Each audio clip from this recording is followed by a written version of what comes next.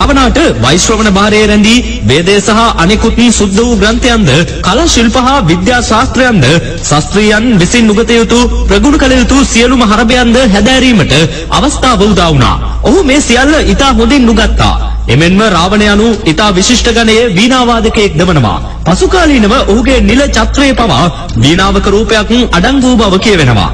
මේ අතරතුර රාවණාගේ මව වූ කයිකේශී දේවියගේ පියා වූ සුමාලි රජුගේ අභිප්‍රාය වූයේ දෛත්‍ය වංශිකයන්ගේ ආචාර ධර්මයන් ආරක්ෂා කර ගනිමින් රාවණා තම ගෝත්‍රය තුල රඳවා තබා ගැනීමටයි. රාමායනයේ පවසන පරිදි වත්මන් ඉන්දියාවේ මහාරාෂ්ට්‍ර රාජස්ථාන් සිට මාතුරාහි දකුණින් පිහිටි දිල්ලියත් සමග ගුජරාටයත් ඇතුළත් වන පුරාණ යාදු කලාපය සමගත් රාවණාහට කිට්ටු සබඳතාවක් තිබී තිබෙනවා. එමෙන්ම රාමාගේ බාල සහෝදරු විසින් මරණයට පත් කරන ලදුව සිය පාලනයට යටත් කරගත් ලවණ පුරණහොත් රාක්ෂසයන් සමගද රාවණගේ ඥාති සම්බන්ධතාවයක් තිබූ බවට විශ්වාසයක් තිබෙනවා.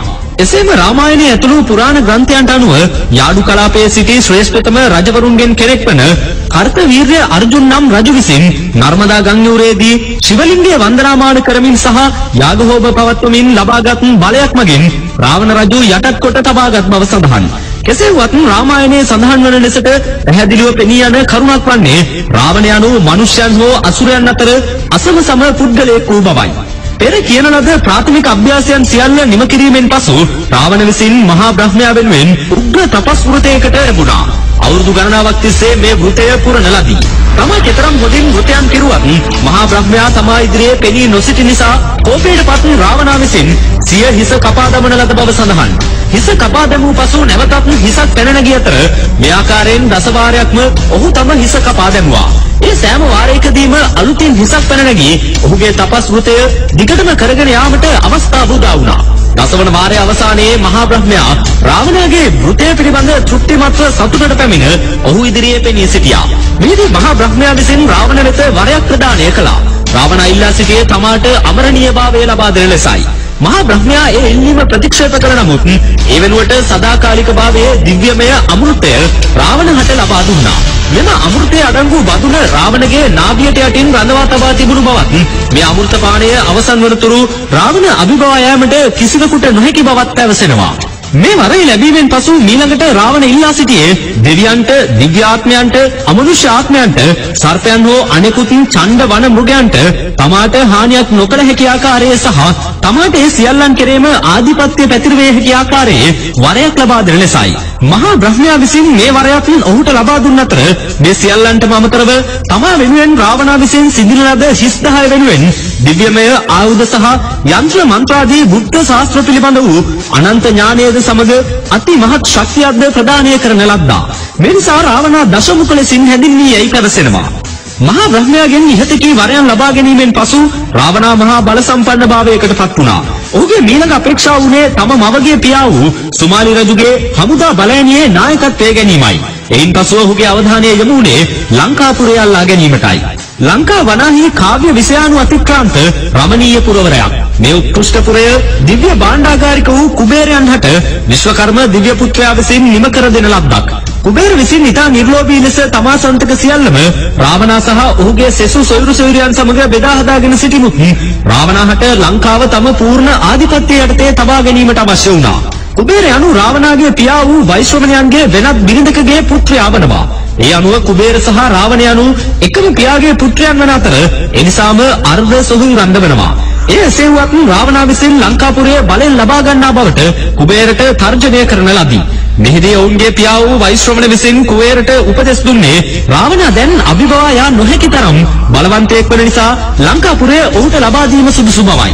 රාවණ විසින් ලංකාව බලහත්කාරයෙන් ලබා ගත්තා වූද ඔහු ලංකාපුර වැසියන්ට කරුණාවන්ත මෙන්ම කාර්යශූර පාලකයෙක් වුණා. ඔහුගේ පාලනය යටතේ ලංකාව ඉතා සමෘද්ධිමත් වුණු අතර එය විස්තර කොට දක්වන්නන් පවසන පරිදි දිලිඳුම ගෙවල් වල පවා වාජන උතුරා යන තරම් රත්රන් තිබූ බව කියවෙනවා. නගර වැසියන්ට කෑමෙන් බීමෙන් කිසිදු අඩුපාඩුවක් නොතිබුණු අතර බඩගින්න යනු ලංකාපුර වැසියන් නොදත් වචනයක් බවට පත්ව තිබුණා. ලංකාව අත්පත් කර ගැනීමෙන් පසුව රාවණා මීළඟට පැටළුණේ ශිව සමගයි. ඔහුගේ වාසභවනය වූ කෛලාශ කූටයේදී සටනට එළඹි රාවණාට හදිසි කල්පනාවක් වූයේ කෛලාශ කූටය මුලිනුදුරා විසිකොට දැමීමටයි. අහංකාර රාවණාගේ මෙම ප්‍රකෝපකාරී ගැහැට කිරීම නිසා කෝපයට පත් ශිව කලේ ඊතා වේදනාව උපදවන පරිදි කෛලාශයේ මත තිබූ ඔහුගේ පය සුළඟිල්ලෙන් රාවණා පාගා දැමීමයි. මේ ආකාරයට රාවණාහට කෛලාශ කූටයට යට වී ශිවගේ පයට පෑගී දඬුවම් විදීමට සිදු වුණා. මේ අතර ශිවගේ අනුගාමිකයන් විසින් රාවණා ගැටුනේ කවරාකාරයේ පුද්ගලයෙක් සමගද යන්න පහදා දුන් අතර තම වැරද්ද ගැන රාවණා පසුතැවෙන්නට වුණා. ශිව දෙවියන් වර්ණනාවන පරිදි රාවණ විසින් ගීතිකාවක් තනා ගායනා කරන්නට යෙදුණු අතර ශිවගේ බන්ධනයෙන් මිදෙනතුරු වර්ෂ ගණනාවක් රාවණහට මෙසේ සිටීමට සිදු වූ බවද පැවසෙනවා. රාවණගේ යටහත් පහත් භක්තිමත් භාවය නිසා පැහැදීමට පත් ශිව ඔහුට චන්ද්‍රහස් නම් දිව්‍යානුභාව ඇති අසිපත ලබා දෙන ලදී. රාවණ ශිවගේ දණ්ඩනයට යටත්ව කඳු පර්වතයන් යට කරද්දී ඔහු කෑගසා හඬ නැගූ ආකාරයට මහා පොළොව පවා කම්පා වූ බව පැවසෙනවා. මහා භයංකාර ගර්ජනය යන අරුතින් රාවණා යන නම යෙදුණු බව සැලකෙනවා. රාවණා දිවි ඇති තුරාවටම ශිව දෙවියන්ගේ භක්තිමත් අනුගාමිකයෙකු අතර ශිව තාණ්ඩව ස්තෝත්‍ර නැමැති ගීතිකාව රාවණා විසින් ශිව දෙවියන් උදෙසා රචනා කරන ලදී. මහා බ්‍රහ්මයාගෙන් ලද අමෘත පානය හේතුවෙන් අමරණීයත්වයට පත්ව සිටි රාවණා ශිව වෙතට ගොස් ඔහු පිනවීම උදෙසා තම හිස සිඟ දමා එය ශිවට පූජා කරන ලදී. ශිව විසින් නව හිසක් ප්‍රතිෂ්ඨාපනය කරන ලදී. මේ ආකාරයට නව වතාවක්ම සිදු වූ අතර රාවණාගේ භක්තිමත් භාවය පිළිබඳ ශිව ඊතා පැහැදීමටපත් වුණා. මේ සිද්ධිය නිසා දශ ශීර්ෂ යන නාමය රාවණට යෙදුණු බවත් සඳහන් වෙනවා. අද රාවණා වැඩසටහනේ පූර්විකාව ලෙසින් ඉදිරිපත් කළ මේ ලිපිය චතුගේ ලෝකයේ නැමැති බ්ලොග් අඩවියෙන් උපුටාගත් ලිපියක්. ලිපිය සඳහන් කරුණු පිළිබඳ එකඟ වීම හෝ එකඟ නොවීම ශ්‍රාවක ඔබගේ අභිමතයට යටත්.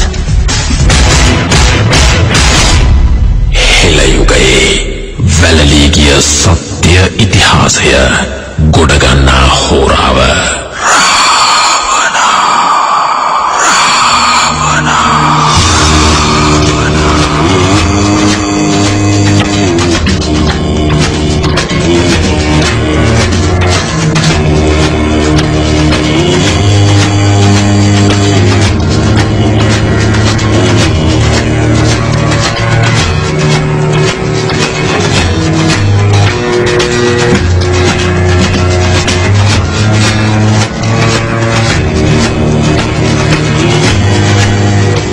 අයිබෝන් සුබ සන්ධ්‍යාවක් දයාබර හිතවතුනි. අද ඉරිදා දිනය ඔන්න සුපුරුදු විදිහට අපි රාවණා වැඩසටහන ආරම්භ කොට තිබෙනවා. දැන් මීළඟට ඔබ හිතේ ඇති වී තිබෙන පැනය කුමක්ද? ඒ තමයි අද සම්පත්දායකයා කවුද යන්න වග දැනගන්නට අපි අදත් පසුගිය වරක සහභාගී වූ කෙනෙකුට තමයි ආරාධනා කරේ. ඔහුගේ දෙවෙනි පැමිණීම දෙවෙනි සහභාගීත්වය දක්වන දිනය ජනක ප්‍රසාද් තිලකවර්ධන මහත්මයායි අද අපේ මැදිරියට කැඳවාගෙන ආවේ රාවණා වැඩසටහනේ සම්පත්දායකත්වය ලබා දීම උදෙසා. ජනක මහත්මයා ආයිබෝවන්. ආයිබෝවන්. මේ දිනවල මේ දවල්ට හොඳටම පායනවා, රැයට හවස් වෙනකොට ටිකක් තදට වහිනවා. අදත් එහෙමම තමයි. රට වටේ අකුණු අනතුරු එහෙම වාර්තා වෙනවා. ඒ නිසා ඉතින් රාවණා වැඩසටහන සමන් දෙනවා වගේම ගුවන්විදුලි යන්ත්‍ර වගේ විද්‍යුත් උපකරණ භාවිත කරද්දී ආරක්ෂක උපක්‍රම පිළිබඳව ආරක්ෂිත ක්‍රමවේදයන් පිළිබඳව අවධානය යොමු කරන එක හොඳයි. මොකද කරදරයක් හිංසාවක් වුණාට පස්සේ ඉතින් කතා කරලා වැඩක් නැහැ නේද? ඒ නිසා මේ අනතුරු පිළිබඳව හොඳ අවධානයකින් වැඩසටහනත් එක්ක එකතු වෙලා ඉන්නටයි කියලාත් අපි මතක් කරනවා. මොකද කොළඹට නම් මේ වෙනකොට නුගේගොඩට නම් හොඳටම වහිනවා. අපි සූදානම් අද රාත්‍රී 9 දක්වා රාවණා වැඩසටහනට ඔබව එක් කරගන්නට, ඔබ කැටුව මේ ගමන යන්නට රාත්‍රී 9 දක්වා ඔබ කතා කළ යුතු අපේ දුරකථන අංකය 0.115 752222 0.115 අන්තර්ජාල පහසුකම් තියෙනවා නම් ලෝකයේ ඕනෑම තැනක සිට මේ වැඩසටහන සවන් දෙන්නට පුළුවන්. www.vfmradio.lk අපේ නිල වෙබ් අඩවිය මේ වැඩසටහනත් සුපුරුදු විදිහටම සජීවීව විසිරුවා හරිනවා ලෝකයේ වටේම. එහෙමනම් ජනක මහත්මයා දැන් අපි මීට පෙර හරියටම මම කිව්වොත් එහෙම සති 4කට පෙර 5 වෙනි සතියේදී තමයි ඔබතුමා හමුුනේ අපිට රාවණා වැඩසටහනේ සම්පත්දායකයා ලෙසින්. එදින අපේ කතා බහ යම්කිසි ටර්නින් පොයින්ට් එකකට එහෙම නැත්නම් යම්කිසි ලක්ෂයකට ගෙනල්ලා අපි නතර කළා. එතන ලක්ෂය බවට පත් උනේ පිරමීඩ. පිරමීඩ කියන්නේ මොනවද කියලා එදා අපි දල වශයෙන් හඳුනා ගත්තා. හැබැයි පිරමීඩ පිළිබඳව වෙනම දිනක් යොදාගෙන මේ කතා බහ ගොනු කරන්නට සූදානම් බව තමයි අපි අපේ ශ්‍රාවකයන්ට දැනුවත් කළේ. ඒ අනුව ඔබතුමන් අද පැමිණලා තියෙනවා සූදානම් වෙලා. ජනක මහත්මයා මේ වැඩසටහනට සම්බන්ධ වෙනකොට අපි දැකපු විශේෂ කාරණයක් තමයි මේ සියලු ලිපිගොනු එතනින් ගෙපම මූලාශ්‍ර මේ සියල්ල රැගෙන එනවා. මැදිරිය තුල අර මේ අපිට හඬ තුලින් පමණයි මේ කතා බහ එමන් නැත්නම් මේ වැඩසටහන ඉදිරිපත් කරන්නට සිදුව තිබෙන්නේ.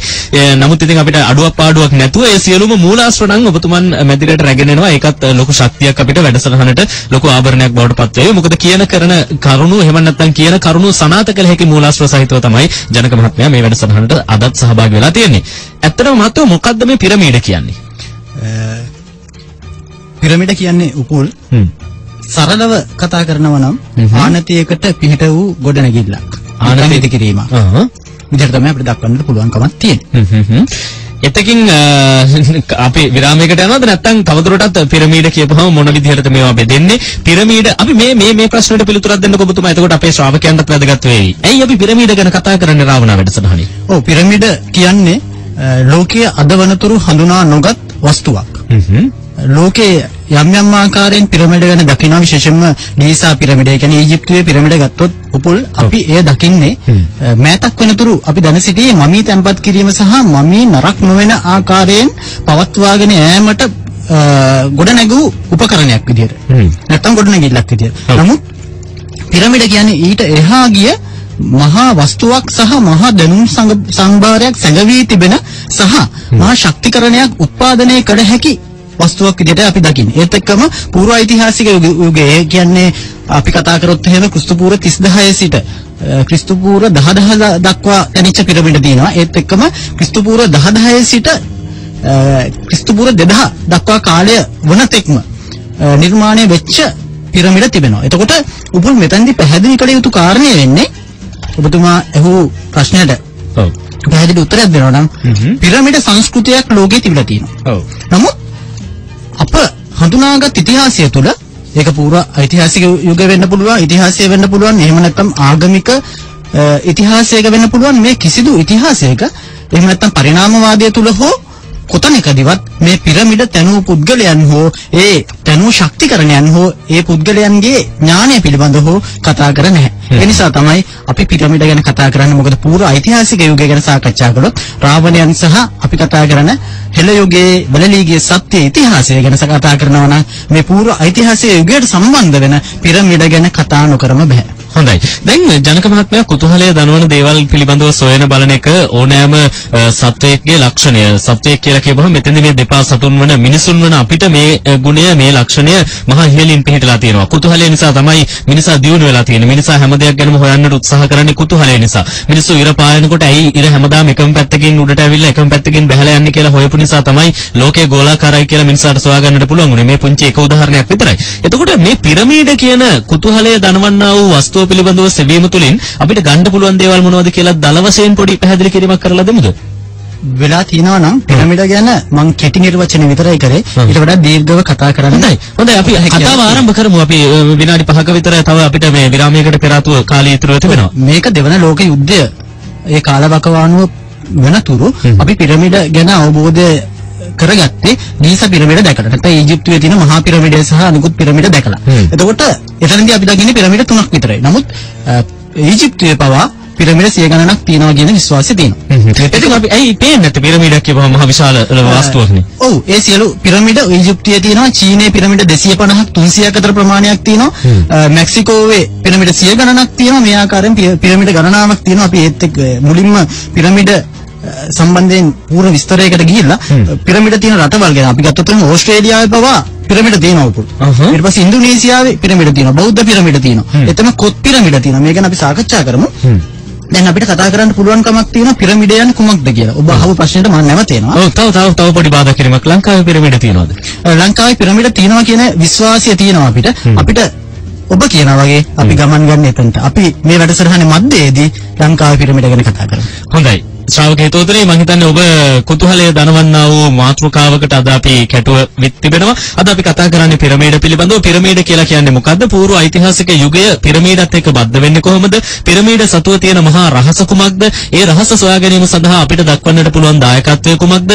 පිරමීඩ පිළිබඳව සොයා ගැනීම තුලින් හෙළයන් වන අපිට හෙළ බිම පිළිබඳව එහෙම නැත්නම් අපේ පූර්ව ඉතිහාසය පිළිබඳව ලබාගත හැකි දැනුම කුමක්ද? මේ සියලු ප්‍රශ්න වලට පිළිතුරු අද වැඩසටහනේදී ලැබෙවි. රැඳී සිටින්න ඔබ රාත්‍රියේ 9 දක්වා දක්වාම රාවණා වැඩසටහනත් එක්ක කතා කරන්න දැන්වම ගොනු කරගන්න ඔබේ ගැටලුව විසඳීම් ලබා ගන්නට පුළුවන් වෙන්නට පුළුවන්. එහෙම නැත්නම් කතා බහක් ඇති කරන්නට පුළුවන් ඔබේ අදහසෙන්. ඒ නිසා කතා කරන්න රාත්‍රී 9 දක්වා විවෘතයි දුරකථනය 0115 75 22 0115 75 22 අපි ගීතයකුත් අහලා විරාමයෙන් පස්සේ නැවතත් වැඩසටහනත් එක්ක එකතු වෙමු.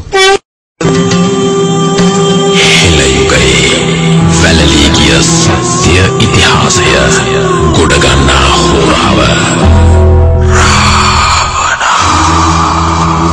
පූජාවලියේ 48 වෙනි පිටුවේ සඳහන් ආකාරයට හෙළ ගණන් ක්‍රමයේ සකස් වන්නේ මේ ආකාරයෙන් 100 යනු 10 දෙවැනි බලය, දහස යනු 10 තුන්වෙනි බලය, ලක්ෂය යනු 10 පස්වෙනි බලය, කෝටිය 10 හත්වෙනි බලය, ප්‍රකෘතිය 10 14 වෙනි බලය, කෝටි ප්‍රකෘතිය යනු 10 21 වෙනි බලය, නහුතය 10 28 වෙනි බලය, නිම්නහුතය 10 35 වෙනි බලය, උත නහුතය යනු 10 42 වෙනි බලය, කම්හය 10 49 වෙනි බලය, විස්කම්බේ යනු 10 56 වෙනි බලය, අහහය 10 65 වෙනි බලය, අබුබය 10 70 වෙනි බලය, අටුතය යනු 10 77 වෙනි බලය, සොගන්ධය යනු 10 84 වෙනි බලය, උප්පලය 10 91 වෙනි බලය, කුමුදය යනු 10 98 වෙනි බලය, පුන්නරීකය යනු 10 105 වෙනි බලය, පදුමය 10 112 වෙනි බලය, කතානය 10 119 වෙනි බලය, මහා කතානය යනු 10 126 වෙනි බලය, අසංකේ යනු 10 133 වෙනි බලය. FM 107 හෙළය පුරා වී හෙළයුගයේ වැළලී ගිය සත්‍ය ඉතිහාසය ගොඩගන්නා හෝරාව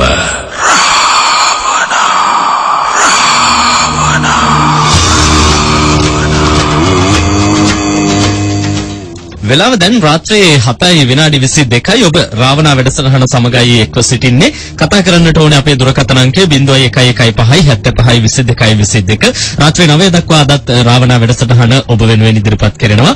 අද අපි මේ රාවණා වැඩසටහනින් කතා බහට ලක් කරන්නේ විශේෂයෙන්ම පිරමීඩ පිළිබඳව. එතනින් එහාට තවත් මාතෘකාවක් ඉතිරිව තිබෙනවා. අපි ඉක්මන් වෙන්නේ නැහැ ඔබට මේ පිළිබඳව දැනුම් දෙන්නට. මොකද පිරමීඩ පිළිබඳව අපේ කතා බහට වෙලාව ප්‍රමාණවත් වුණොත් යම් අතිරික්තයක් තිබුණොත් වෙලාව ඉතිරි වුණොත් එහෙම අපි මේ අනෙක් මාතෘකාවත් ඔබත් එක්ක බෙදා ගන්නට සූදානමින් ඉන්නවා. ඒ අතරතුරේදී ශ්‍රාවක හිතවතුන්ට දැනුම් දිය යුතු කාරණයක් තිබෙනවා. දැන් පසුගිය දිනවල සිට අපි ප්‍රචාරය කරන්නා වූ පූර්ව නිවේදනය.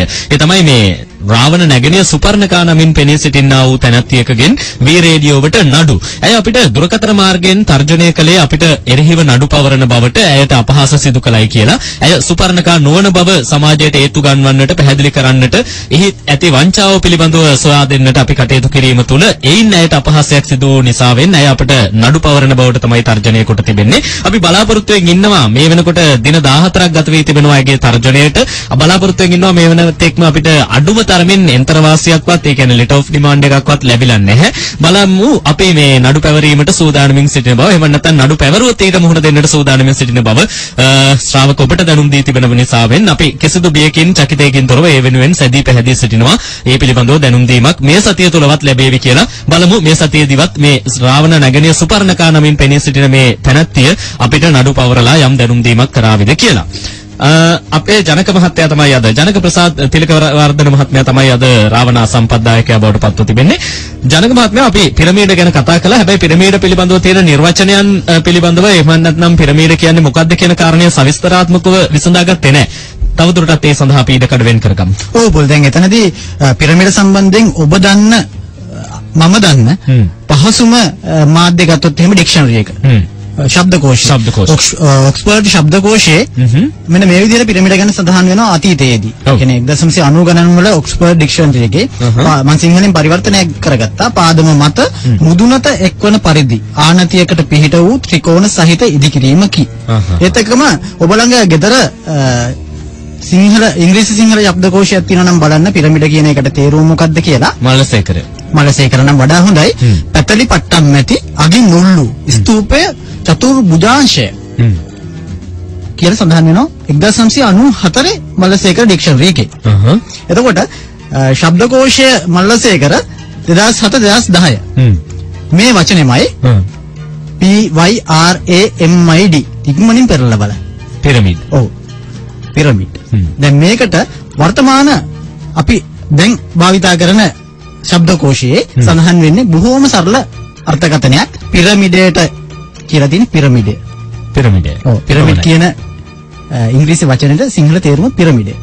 දෙවෙනි එක පිරමිඩාකාර දෙය. පිරමිඩාකාර දෙය. එතකොට මෙතනින් පැහැදිලි මෙච්චර සංකීර්ණ ශබ්දකෝෂයකදී මේ සංකීර්ණතාවය 1994 තිබුණාට වඩා බොහොම සරල උත්තරයක් බවට 2007-2010 දී පත් වෙලා තියෙනවා. මේකට හේතුව මොකක්ද උපුල්? මේකට හේතු දෙකක් මම දකිනවා. එකක් තමයි මේ අපි 1950 කාලවකවානුව තුල පිරමිඩ ගැන ඒ තරම් දැනන් හිටියේ නැහැ. නමුත් පසු කාලීනව පිරමිඩ සම්බන්ධයෙන් දිගු දැනුමක් අපිට එකතු වුණාට පස්සේ ශබ්දකෝෂයකින් පිරමිඩ වල අංගෝපාංග සැපිය යුතු නැහැ. ඒ නිසා දෙවෙනි කාරණේ තමයි අපි මේ පිරමිඩ වල මූලිකාංග වශයෙන් මා සටහන් කරගත්තොත් එහෙම චතුරස්‍රාකාර පාදමයක් පිරමිඩට තියෙන්න ඕන. ත්‍රිකෝණාකාර බිත්ති තියෙන්නට ඕන පිරමිඩයකට. ආනතිය සහිත බවක් පිරමිඩයට තියෙන්න ඕන. ඊට පස්සේ අගින් උල්වීමක් තියෙන්නට ඕන. මේ හතර තමයි මේ නිර්වචන මූලික නිර්වචනයන්ගෙන් පැහැදිලි වෙන්නේ. නමුත් පසු කාලීනව ලෝකයේ වෙනත් ප්‍රදේශ වලින් පිරමිඩ සොයා ගැනීමත් සමගම මේ නිර්වචන වලට යම්කිසි කනකොකා හැඳීමක් ඇති වෙනවා. අපි උදාහරණයකට ගත්තොත් එහෙම චතුරස්‍රාකාර පාදමය.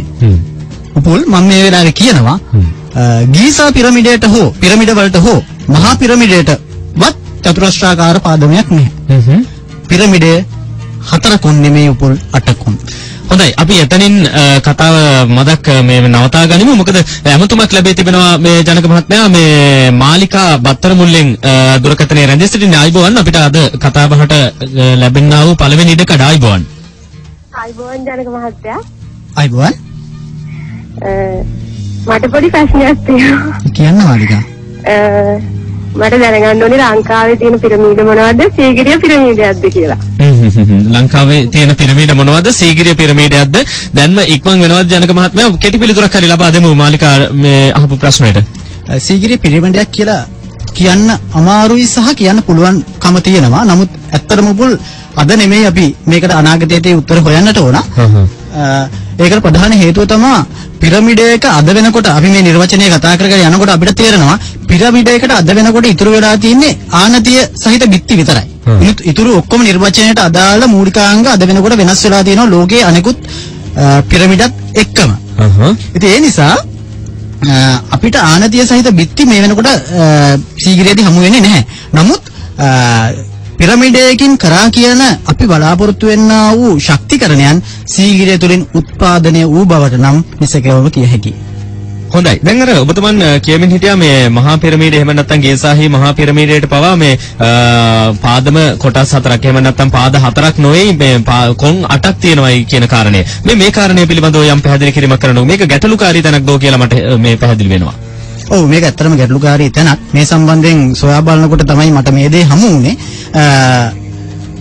අපිට ගීසා පිරමිඩය ගත්තොත් නැත්නම් මහා පිරමිඩය ගත්තොත් එහෙම මේ මහා පිරමිඩයේදී අපිට දකින්න ලැබෙනවා ඒ පිරමිඩේ පහළින් බලනකොට සරල රේඛා 4කින් මේ චතුරස්‍රය හැදලා තියෙන වගක්.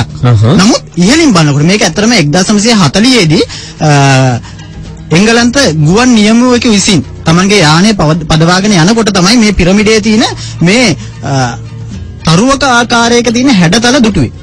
එතකොට ඉහළින් තමයි මේ තරුවක ආකාරයෙන් තියෙන හැඩතල පේන්නේ. ඒ කියන්නේ ඇත්තටම ගත්තොත් එහෙම අපි තරු අඳිනවනේ උපුල්. දැන් අපි පස්කොන් තරුවක් අඳින්නේ. ඔව්. බොහොම ලේසියෙන් අඳිනවනේ. ඒ වගේ අඳින්න බලන්න 4 කොන් තරුවක්. 4 දිශාවට එළිය විහිදවන තරුවක්. මෙන්න මේ තරුව තමයි මේ තරම් ආනතිය පිරමිඩේ නැහැ. නමුත් මේ වගේ කුඩා ආනතියකින් යුතුව තමයි පිරමිඩය නිර්මාණය වෙලා තියෙන්නේ. එතකොට 8 කොන් වෙනවා පිරමිඩය.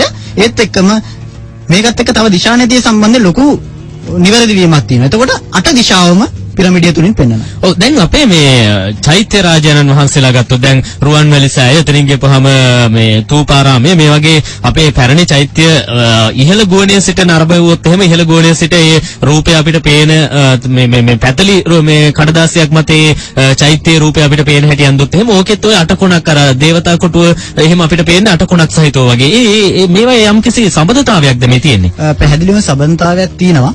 නමුත් ඒ සම්බන්ධතාවය දැන් අපි මම මේ කාරණේදී ලංකාවේ ස්තූප සහ ලෝක ස්තූප සම්බන්ධෙනුත් පැහැදිලි විවරණයක් කරා. නැත්නම් සොයා බැලීමක් කරා. නමුත් ඒ සොයා බැලීම තුල අපි චෛත්‍යවල ඉතිහාසය සම්බන්ධයෙන් යනකොට අපිට තවමත් මේක පිරමිඩ වලට සම්බන්ධ කරගැනීමේ පොඩි ගැටලු සහගත තැන් කිහිපයක් තියෙනවා. ඒත් එක්කම ඒ කෙසේ වෙතත් අපි පිරමිඩ ගැන කතා කරගෙන යනකොට අපිට පේනවා අපිට තියෙනවා මේ තවත් චෛත්‍ය ආකාරයෙන් කොත් පිරමිඩ කියලා වර්ගයක්.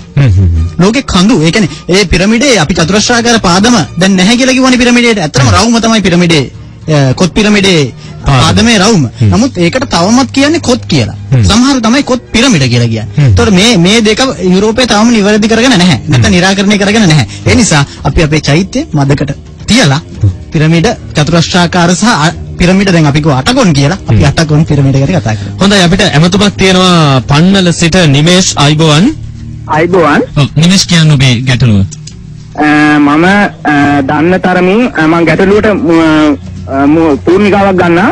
මම දන්න තරමින් ඔය මිසිරේ තියෙන පිරමීඩ වල මම මේ කියන්නේ උසස් පෙළට ඉතිහාස අදාළපු ශිෂ්‍යයෙක් මේ කතා කරන්නේ. මම දන්න තරමින් මේ ඔය පිරමීඩ වල ඇතුලේ තියෙන මමි වලට පාම් සුරා ඒ වගේම මාර්කෑසියා කියන ද්‍රව්‍ය දාලා ඊට පස්සේ ලීනස් පටි වලින් ඔතලා ඒ වගේ දේවල් කරලා තමා මේ ඔය මමිය නිසිරස තැම්පත් කරන්නේ අර මධ්‍ය ලක්ෂයට එන්න පිරමීඩේ.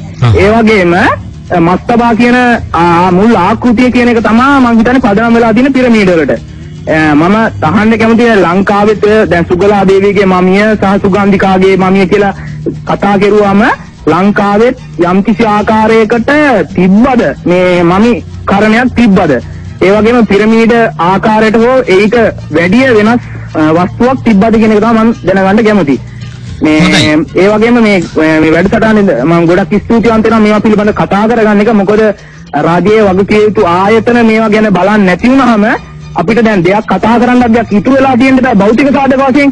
දැන් ඒ හින්දා මේ වගේ වැඩසටහන් වලින් මේ වගේ දේවල් කතා කරලා මේ අදාළ ආයතන දැනුවත් කරන්න කිරීම ගැන මම බොහොම ස්තුතිවන්ත වෙනවා. බොහොම ස්තුතියි. මගේ ගැටලුව ඒක තමයි. හොඳයි. නිමේෂ් පාසල් ශිෂ්‍යයෙක් හැටියට ගැටලුවක් ඉදිරිපත් කළේ පන්නල සිට. ස්තුතියි ඔබට අපිට කතා කළාට. ශ්‍රාවක හිතවතුනි 0115 75 22 22 අපේ දුරකථන අංකය 0115 75 22 22. ජනක මහත්තයා මේ ලංකාවේ අතර මමීකරණය පිළිබඳව දැන් පිරමීඩ ගැන කියපුවාම ටුටන් කාමන් ඔය වගේ මේ මමි ගැනනේ බොහෝ දුරට අපිට මේ පිරමීඩත් එක්කම තියෙන අනෙක් කාරණේ. එතකොට මේ ලංකාවෙත් මෙහෙම මමීකරණයක් තිබුණාද කියලා තමයි නිමේෂ් අහන්නේ. යම් කෙටි පිළිතුරක් දෙන්න පුළුවන්ද?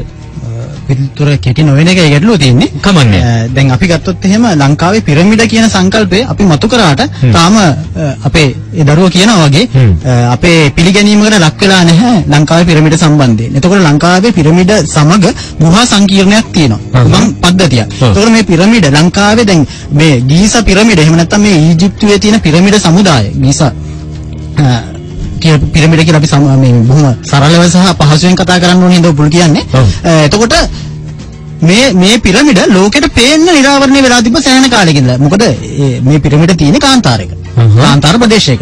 එතකොට මේ වැලි ප්‍රදේශයක තියෙන. ඒ නිසා ඕනෑම කෙනෙකුට බැලූ බැල්මට පේනවා මේ පිරමිඩ කියන භෞතික වස්තුවක් මේ තුල ගොඩනගලා තියෙනවා කියලා. නමුත් ලෝකයේ අනෙකුත් රටවල තියෙන පිරමිඩ පේන්නේ නැත්තේ ඒවා වනාන්තර වලින් වැහිලා සමහර වෙලාවට මේ පිරමිඩ අතර පිරමිඩ වලින් ගස් වැවිලා නැත්නම් තෘණ වැවිලා. එතකොට මේක පේන්නේ කඳු කරේ නැත්නම් කඳු වගේ.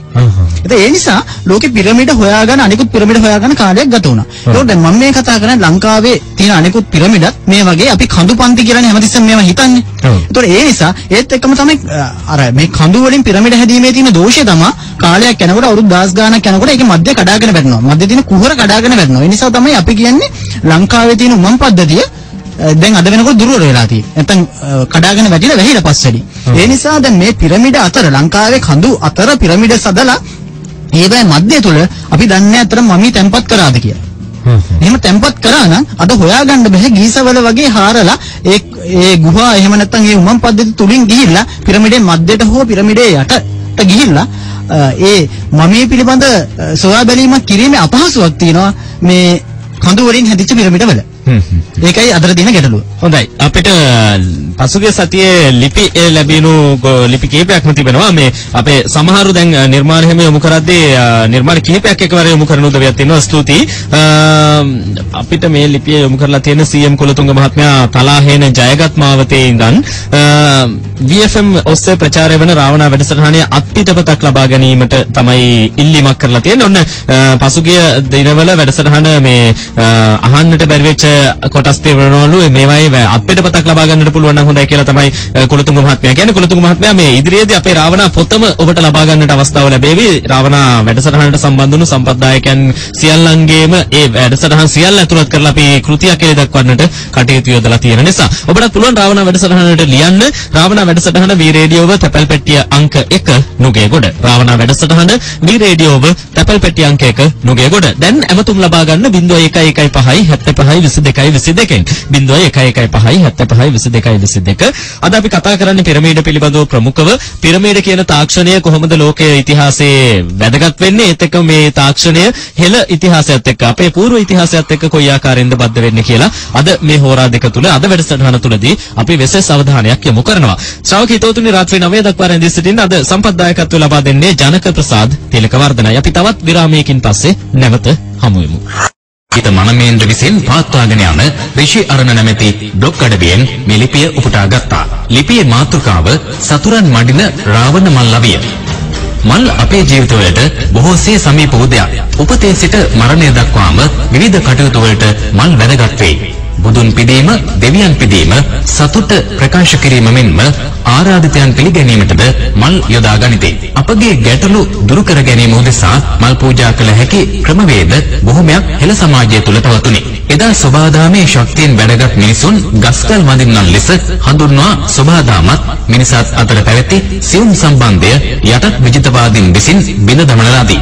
එවුන්ගේ පාලනය යහපත්ව පවත්වාගෙන යාම උදෙසාය. වර්තමානයේදී මල් කඩාගෙන විත් බුදුන්ට දෙවියන්ට පූජා කළද මල්ගසේ තිබෙදීම පූජා කිරීමේ ක්‍රමයක් මුතුන් මිත්තෝ අනුගමනය කළහ. එෙහිදී මලක් කැඩුව විට පරවීම ආරම්භය යන්න ඔවුන්ගේ විශ්වාසය විය. තමාට ඇතිවන ගැටලුවක් निराකරණය කර ගැනීම උදෙසා මල් පූජාකාරයට වඩා අරමුණක් දිනා ගැනීමට මල් පාරය වෙනස් විය. සතුරෙකු ජය ගැනීමට මල් පූජා කළ යුතු ආකාරයක් මෙන්ම සතුරා පාලනය කිරීමට මල් පූජා කළ යුතු ආකාරයක් ලෙස තම විවිධ අවශ්‍යතාවයන් උදෙසා වෙන ආකාරයෙන් මල් පූජා කිරීමේ ක්‍රම පැවතුණි. තමන්ට නිරතුරුව සතුරුකම් කරන්නෙකු පාලනය කරගත හැකි ක්‍රමයක් පහත දැක්වේ. මෙය හෙළ ක්‍රමයක් මෙන්ම රාවණ පරපුරේ රහසක් දෙවේ. අඟල් 7 ප්‍රමාණයේ කොළපත් කැබැල්ලක් කපා ගන්න. රාවණ හෝරාවකදී මරු සිටින දිශාව බලා පහසු ඉරියව්වකින් බිම වාඩි වෙන්න. කොළපත් කැබැල්ල ඉදිරියෙන් තබා විනාඩි කිහිපයක් අරමුණකින් තොරව සිත සංසුන් කර ගන්න. ඉන්පසු තමාට සතුරුකම් කරන පුද්ගලයාගේ නම ඒ මැද ලියන්න. ඉන්පසු රත්මල් 21ක් ගෙන එක් මල බැගින් ඉතිපිසෝ ගාථාව පවසමින් එම මල මැදි කර තබන්න. මෙය දින 7ක් කළ යුතු අතර පරණ මල් ඉවත් නොකර ඒ මතම අලුත් මල් තැබිය යුතුය. 7 වන දිනෙන් පසු එම කොළපත සහ මල් නොවෙනස් වන ලෙසින් ප්‍රවේශම් සහිතව තබා ගන්න. මේ පිළියමින් මෙතෙක් කල සතුරුකම් කළ පුද්ගලයා ඔබට යටත් වනු ඇත.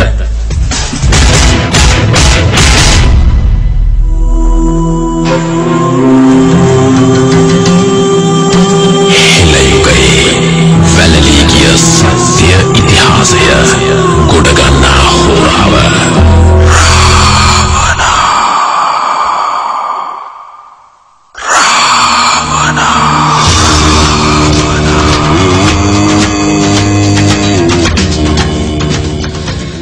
හතයි විනාඩි 43ක් වෙලා තිබෙනවා. අපි සමහර කරුණු අන්තර්ජාලය ඔස්සේ එහෙම නැත්නම් අපේ සම්පත්දායකයන් විසින් පවත්වාගෙන යන යම් බ්ලොග් අඩවි, වෙබ් අඩවි මේවායින් උපුටා ගන්නා ලිපි ඔබ වෙත ඉදිරිපත් කරනවා. මේ ලිපිවල අඩංගු කරුණු කාරණා පිළිබඳව යම් නිර්වද්‍යතාවයකින් යුතු කරුණුමයි කියලා ඔබට හේතු ගන්නවන්නට අපි කිසි විටකත් උත්සාහ කරන්නේ නැති බව ඔබ දන්නවා. මේ කරුණු කාරණා සමහර ලිපිවල සඳහන් වන අඩංගු වන දේවල් පිළිබඳව ඔබට පුළුවන් විමර්ශනය කරලා බලන්නට, ඒවා අධ්‍යයනය කරලා බලන්නට, ගවේෂණය කරලා පරිශීලනය කරලා මේවා ඇත්තද කියලා හොයලා බලලා ඔන්න ඒවා පිළිබඳව අපිවත් දැනුවත් කිරීමේ කාර්යයට සහභාගී වෙන උදවිය බවට පත්වන්නට ඔබට අවස්ථාව තිබෙන බවත් සිහි තබා ගන්න. ඒ නිසායි මේ සමහර කරුණු අපේ ලිපි හැටියට උපුටාගෙන වැඩසටහන අතරතුරේදී විටින් විට හඬ කවීමකට ලක් කරලා ඔබට ඉදිරිපත් කරන්නේ.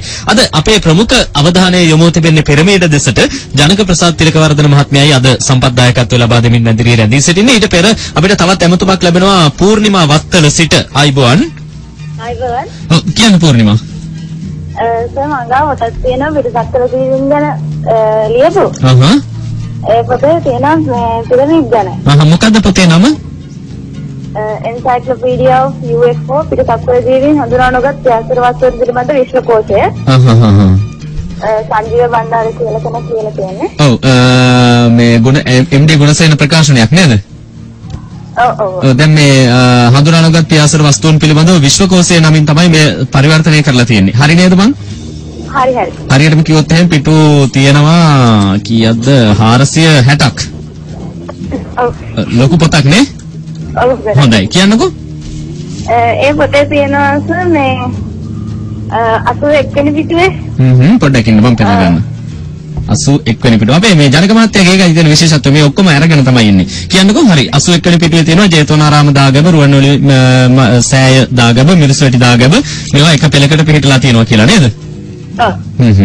ඔව් එතකොට කියන්න ඔබ කියන්න.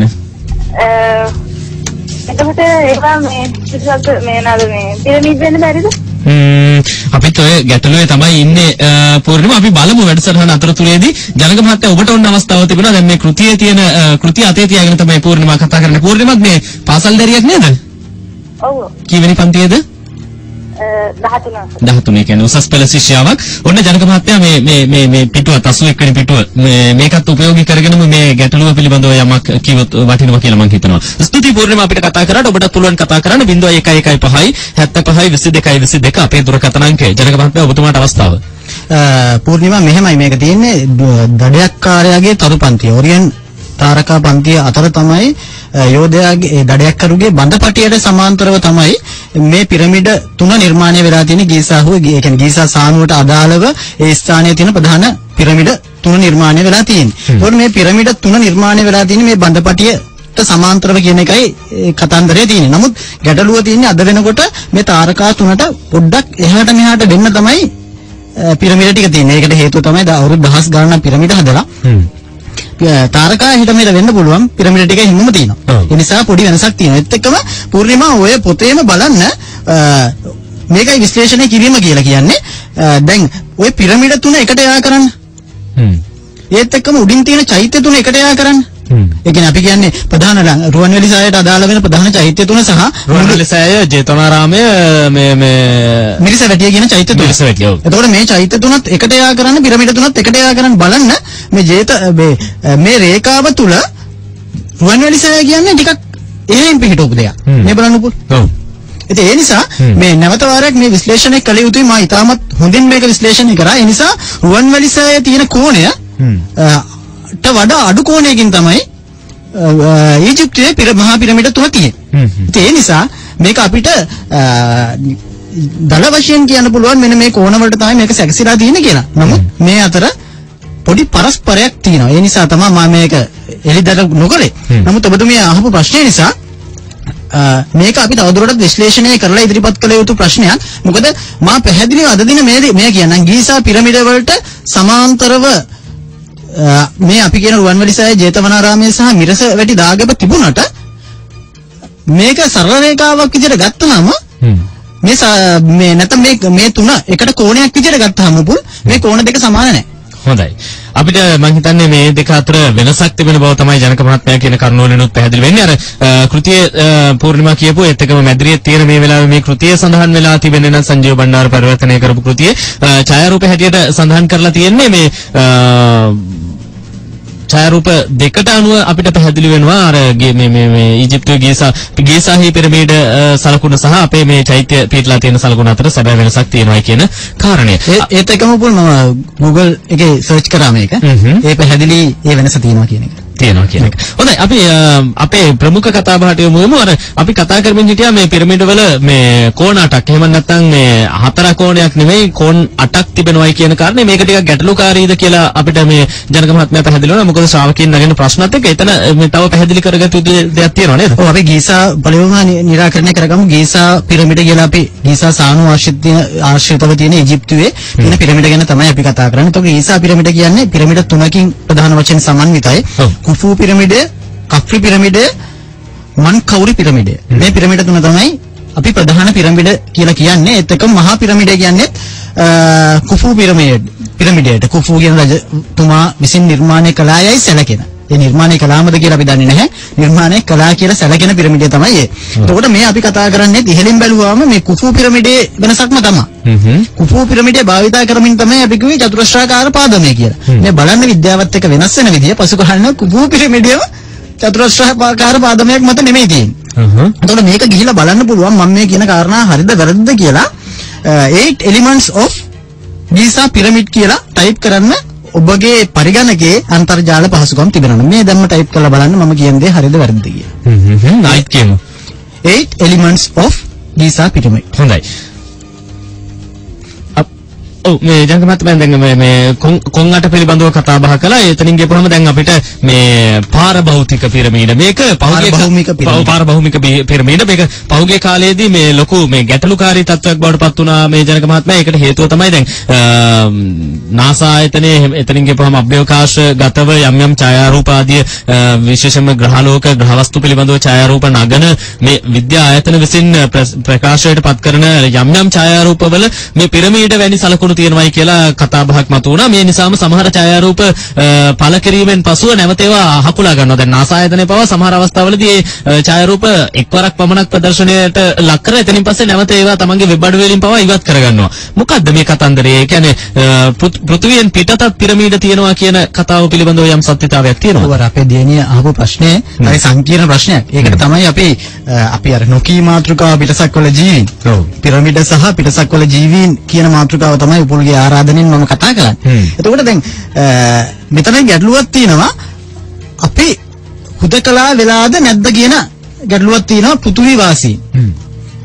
එතකොට පිරමීඩ සම්බන්ධයෙන් අපි කතා කරනකොට ලෝකේ වෙනත් රටවල වගේම ලෝකේ නැහා ලෝකවල පිරමීඩ තියෙනවා නම් කාරණා දෙකක් දෙකක් කියන්න පුළුවන්. ඒ දෙකෙන් එකක් වෙන්න පුළුවන් කියලා.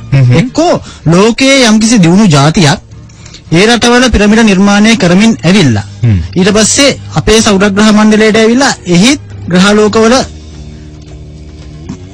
මොන පදනමක් හරි රැගෙන පිරමීඩ යම් ස්ථානවල නිර්ණය කරලා පිරමීඩ පිහිටෙව්වා. ඊට අනතුරුව අපේ පෘථිවියටත් ඇවිල්ලා පිරමීඩ පිහිටුවුවා. එතකොට මේක මතයක්. එහෙම නැත්නම් පෘථිවියේ දියුණු ජීවීන් ක්‍රිස්තුපූර්ව 10000 30000 අතර කාල පරිච්ඡේදයේ හිටියා නම් ඔවුන් පෘථිවිය තුල පිරමීඩ බිහි කරලා හඳේ සහ කුජ ග්‍රහයාගේ සහ අපි නොදන්න තවත් ග්‍රහලෝකවල පිරමීඩ පිහිටවන්න ඇති. එක්ක මේක මෙහි ඉඳලා විශ්වයට ගියා මේ සංකල්පය නැත්නම් විශ්වයේ ඉඳලා පෘථිවියට ආවා. ඒතර මේ ගැටලු දෙකෙන් අපි විසඳ ගන්න ඕනේ නිවැරදි උත්තරය මොකක්ද කියන එක. දැන් හඳ මත පිරමීඩ තියෙනවායි කියලා කාරණය. ඕක මේ යම් කිසි චන්ද්‍රකාවක් මගින් ලැබුණු ඡායාරූප මත තමයි මේක පදනම් වෙලා තිබුණේ. මේ ඇත්තටම දැන් අපිට ළඟින්ම තියෙන ග්‍රහවස්තුව අපේ උපග්‍රහය හැටියට තියෙන චන්ද්‍රයා. එහෙම නැත්නම් සඳ.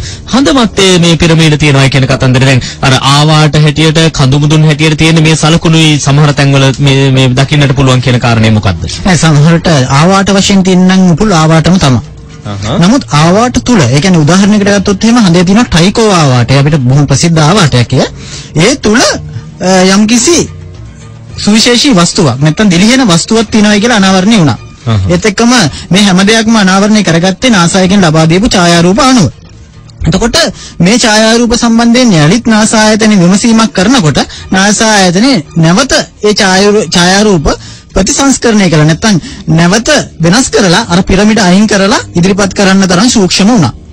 දැන් මෙතනදී ගැටලුවදී ඉන්නේ මේ දේවල් මමත් ඉදිරිපත් කරන්න මුලින් යම්කිසි පැකලීමක් දැක්වපුල් මොකද මා ඉදිරිපත් කරන කාරණා නැත්නම් මේ වගේ වැඩසටහනකින් ජාතියට ඉදිරිපත් කරන කාරණා ඉතාමත් නිවැරදි විය යුතු නිසා ඒත් එක්කම මම අන්තර්ජාලයේ මේ සම්බන්ධයෙන් විමර්ශනය කරනකොට මාස් පිරමිඩ් ඊට පස්සේ සහ මේ මූන් පිරමිඩ් කියන වචන අන්තර්ජාලයත් එක්ක සම්බන්ධ වෙලා බලන්න මේ පිරමිඩ සම්බන්ධයෙන් හොඳ විස්තරයක් ඒ තුළ දකින්න තියෙනවා ඒත් එක්කම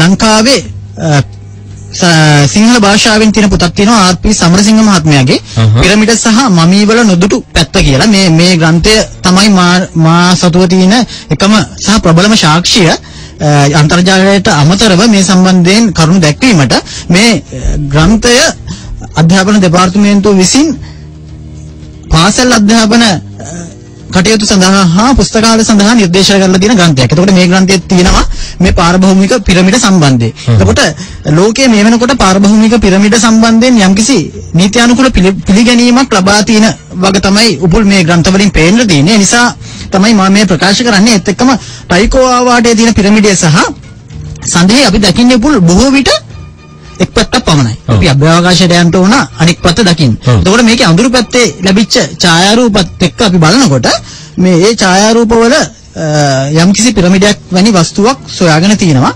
ඒත් එක්කම ඒක නිරීක්ෂණය කිරීමේදී ඒක නිරීක්ෂණය කළේ ටෙඩි බ්‍රවුන් කියන විශ්ලේෂකයා ඔහු මේක සොයාගත්ත සඳේ තියෙන මේ පිරමිඩය පැති 6කින් යුත් පිරමිඩයක් බවට.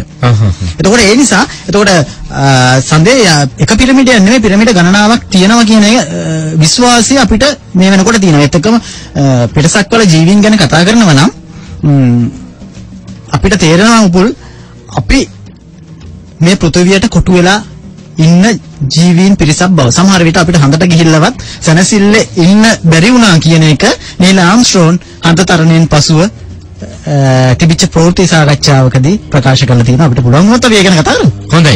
අපි ඇමතුමක් ලැබී තිබෙනවා මහනුවර සිට ධම්මිකා මහත්මියගෙන්. ආයුබෝවන් ඔබට.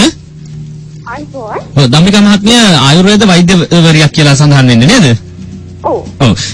ධම්මිකා මහත්මිය කියන්නේ ඔබේ අදහස තව ටිකක් හඬ නගා කතා කරන්න පුළුවන් නම් ගොඩක් වටිනවා. මේ පිරමීඩ ගැන කතා කරනකොට දැන් අපි මිසර ශිෂ්ටාචාරයේ තියෙන පිරමීඩ උෂ්ණ කලා තියෙන කාන්තාර හරහානේ. ඔව්. මතයක් තියෙනවා ඒ රටවල් වල මේ පිරමීඩ හදලා තියෙන්නේ වෙන ග්‍රහලෝක යම් ග්‍රහලෝකයට අවශ්‍ය සූර්ය ශක්තිය නැත්තම් අග්නිය දක්වා ගන්න කියලා. ඒ වගේම දැන් අපේ රටේ පිරමීඩ ගැන කතා කරනවානේ. අපේ රටේ දාගයක් තියෙනවානේ. ඒ දාගයක් වල පිරමීඩාකාර ස්වරූපයක් තියෙනවා. හැබැයි හැම එකක්ම තියෙන වාස්තිකව. එතකොට ඒ වාස්තිකව තියෙන දාගයක් වලින් ජල වාෂ්ප ඉහළට එහෙම නැත්නම් ඔය අභ්‍යවකාශ ගත කරගන්න පුළුවන් පහසු ක්‍රමයක් විදිහට නිර්මාණය කරලා තියෙනවා කියලා තමයි කියන්නේ. ඒ වගේම ස්වභාවික පිරමීඩයක් විදිහට සිරිපාදය හඳුන්වනවා. ඒක ජල මූලාශ්‍ර 4ක්ම තියෙනවා. ගංගාවල් 4ක් පටන් ගන්න නිසා මේක සීත කලාපයට හුවෙන රටක් නිසා කියන්නේ ජලයේ බහුලව තියෙන රටක් නිසා විශේෂයෙන් ලෝකයකට අවශ්‍ය ජලය ලබා ගැනීම සඳහා ස්වභාවික පිරමීඩ සංචාරක අපේ රටේ නිර්මාණය වෙලා තියෙනවා කියන තමයි මම අහලා.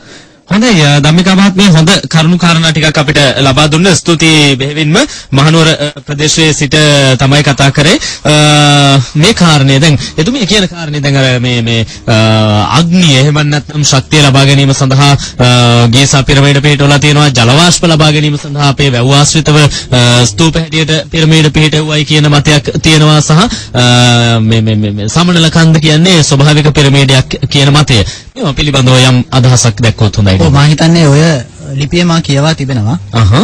ඒ නිසායි මම නමුත් ඒ ලිපිය කියවා තිබුණාට එය මෙතනදී ඉදිරිපත් කරේ නෑ පුත්. මොකද ඒ විශ්ලේෂණය මම විසින් සිදු කර ඒ පිරමීඩ සම්බන්ධ විශ්ලේෂණය අතහැර දෙමු. ඔය කියන විශ්ලේෂණය. ඒකට ප්‍රධාන හේතුව තමයි ඔය කියන විදිහට ජල වාෂ්ප තැන්පත් වෙනවා නම්. ඔව්. මේ ගීසා පිරමීඩ ආශ්‍රිතව එයි තාම කාන්තාර ස්වරූපෙන් තියෙන්නේ. මේ ලිපියට අනුව මේ චෛත්‍යයට අවට ඊටම ශාස්ත්‍රීය වෙන්නේ චෛත්‍යයෙන් එන යම්කිසි ශක්තිකරණයක් නිසා. එහෙනම් ගීසා පිරමීඩ වලිනුත් මේ ශක්තිකරණය එනවනම් ඒ තාම මේ පිරමීඩ කාන්තාර වෙලා තියෙන පිරමීඩ අවට ප්‍රදේශ. එහෙනම් ඒවත් ශාස්ත්‍රීය විය යුතුයි. මගේ පළවෙනි තර්කය. ඔව්. දෙවෙනි කාරණේ තමයි මේකෙන් කියනවා මේ ඔය ලිපියෙන් කියනවා කවුද එතුමියගේ නම? ධම්මිකා මහත්මිය මේ අපි කිව්ව ඔරායන් බඳපටිය සම්බන්ධයෙන් ඒකේ ප්‍රධාන තාරකා තුනේ යම්කිසි දුර්වලතාවයක් නිසා මේ ජනාවාස කිරීම සම්බන්ධයෙන් සහ ඔවුන්ට ජලය හිඟ නිසා ඔවුන් උපක්‍රමයක් විදියට ජලය ලබා ගැනීමට මේ පිරමිඩ නිර්මාණය කළා. මේ පිරමිඩ ඔස්සේ අදාළ ග්‍රහලෝක වලට ජලය සැපයනවා කියන එක. නමුත් ගැටලුව තියෙන්නේ මොකක්ද දන්නවද? දැන් එහෙම මම ප්‍රකාශ කළොත් අනාගතයේ එන ජල අර්බුදය හේතුවෙන් මිනිස්සු පිරමිඩ කඩා දමනවා. හොඳයි. අපූර්ව තැනකට ඔබතුමන් කතා බහ ගෙනල්ලා තියෙන්නේ. අපි බලමු මේ පිළිබඳව නොයෙක් මතිමතාන්තර තියෙනවා වෙන්නට පුළුවන්. මේ ගැන ලැබෙන ඇමතුම් ප්‍රමාණය බලපුවහම අපිට පේනවා මේ පිළිබඳව මොනතරම් උනන්දුවක් ශ්‍රාවක හිතවතුන් තුළ තිබෙනවාද කියලා. අද ටිකක් වැස්ස දවස වෙලත් අර සමහර රේඩියෝ එහෙම ඕෆ් කරනවානේ, ගුවන්විදුලි යන්ත්‍ර එහෙම නිවා දමලා තමයි අද ඉන්නේ මේ අකුණු එහෙම ගහන ඉඳ. නමුත් ලැබෙන ඇමතුම් ප්‍රමාණය බොහොම වැඩි. ඒ කියන්නේ ඔබ ලොකු උනන්දුවක් දක්වනවා. කතා කරන්න 0115752222. අද අපේ කතාව රාත්‍රී 9 දක්වාම පිරමීඩ පිළිබඳව. පිරමීඩ අපේ පූර්ව ඉතිහාසයත් එක්ක බද්ධ වෙන්නේ කොහොමද කියන කාරණය අපි විමසා බලමු. ජනක ප්‍රසාද් තිලකවර්ධන මහත්මයායි අද මැදිරියට පැමිණිලා සිටින්නේ සම්පත්දායකත්වය ලබා දෙන්නට. අපිට මේ නිර්මාණ ගොන්නක් ලැබිලා තිබෙනවා KGB අසන්ති කප්පාගොඩ අරණායක ඉඳන් අහිමිකල නිල් නෙළුම් කියලා තමයි මේ නිර්මාණයේ මාතෘකාව. සුලලිත වෙන නදදී තිලොවම බැඳු ජයදද නගා අසිරිය අප වෙත කැඳු නැනසර විහිදුවා අරුණලු පැලැන්දු හිරුමෙන් දිසේ රණබා හෙළ නරනින්දු මනුපුරයේ නිල්වන් කෙත් සරුසාරයි සදාහරිත තුරුහිසලිය බැඳිවයි වියනයි යලමහ කන්නයේ රන්වන් අස්වැන්නයි සමුනොල සිව් ගංගා අසිරිය කැන්දයි. ඔය වගේ මේ අපේ හෙළය පිළිබඳව තමයි වර්ණනාමුකයෙන් මේ නිර්මාණය සටහන් කරලා තියෙන. ස්තුතියි. නිර්මාණ හැකියාව වැඩි දියුණු වේවා ඔබේ. දිගටම රාවණා වැඩසටහනත් එක්ක රැඳී සිටින්න. අනිත් අය ලියනවා නම් රාවණා වැඩසටහන වී රේඩියෝව තැපැල් පෙට්ටි අංක 1 නුගේ ගොඩ. අපි ගීතයක් අහලා තවත් විරාමයක් ලබාගෙන ඔබත් එක්ක යලිත් එකතු වෙමු. කතා කරන්න 0115 75 22 22 අපේ දුරකථන අංකය. හෙළයුගයේ වැළලී ගිය සත්‍ය ඉතිහාසය ගොඩගන්නා හෝරාව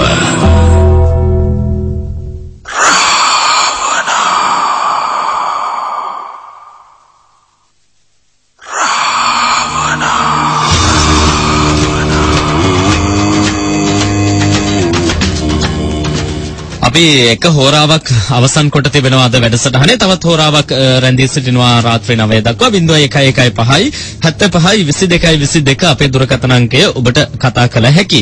අපිට මේ තවත් ඇමතුමක් ලැබෙනවා නිලන්ත මහත්මයා බත්තර මුල්ලේ සිට. අයබෝවන්. අයබෝවන්. ඔව් කියන්න නිලන්ත මහත්මයා ඔබේ ගැටලුව. මෙහෙමයි මට දැනගන්න අවස්ථාවේ තියෙන්නේ මොකද රිටිකල ආශ්‍රිතව ගත්තාම රිටිකල කඳුපන්තියේ පිහිටලා තියෙන්නේ විශේෂම පිරමීඩ හැඩයකට. ඒ කියන්නේ ළඟ තියෙන පිරමීඩ දෙකක් වගේ තමයි දිස් වෙන්නේ. ඈතට බලුවහම මේක රාවණ යුගයත් එක්ක සම්බන්ධ නැහැ. ඒ නිසා ඒක පොඩි පැහැදිලි කිරීමක් කරන්න පුළුවන්. සයි අධ්‍යයනයක් කරලා තියෙනවද? ඉදිරියට එහෙම කරනවද කියන එක දැනගන්න අවශ්‍යතාවයක් තියෙනවා. හොඳයි. ස්තුතියි.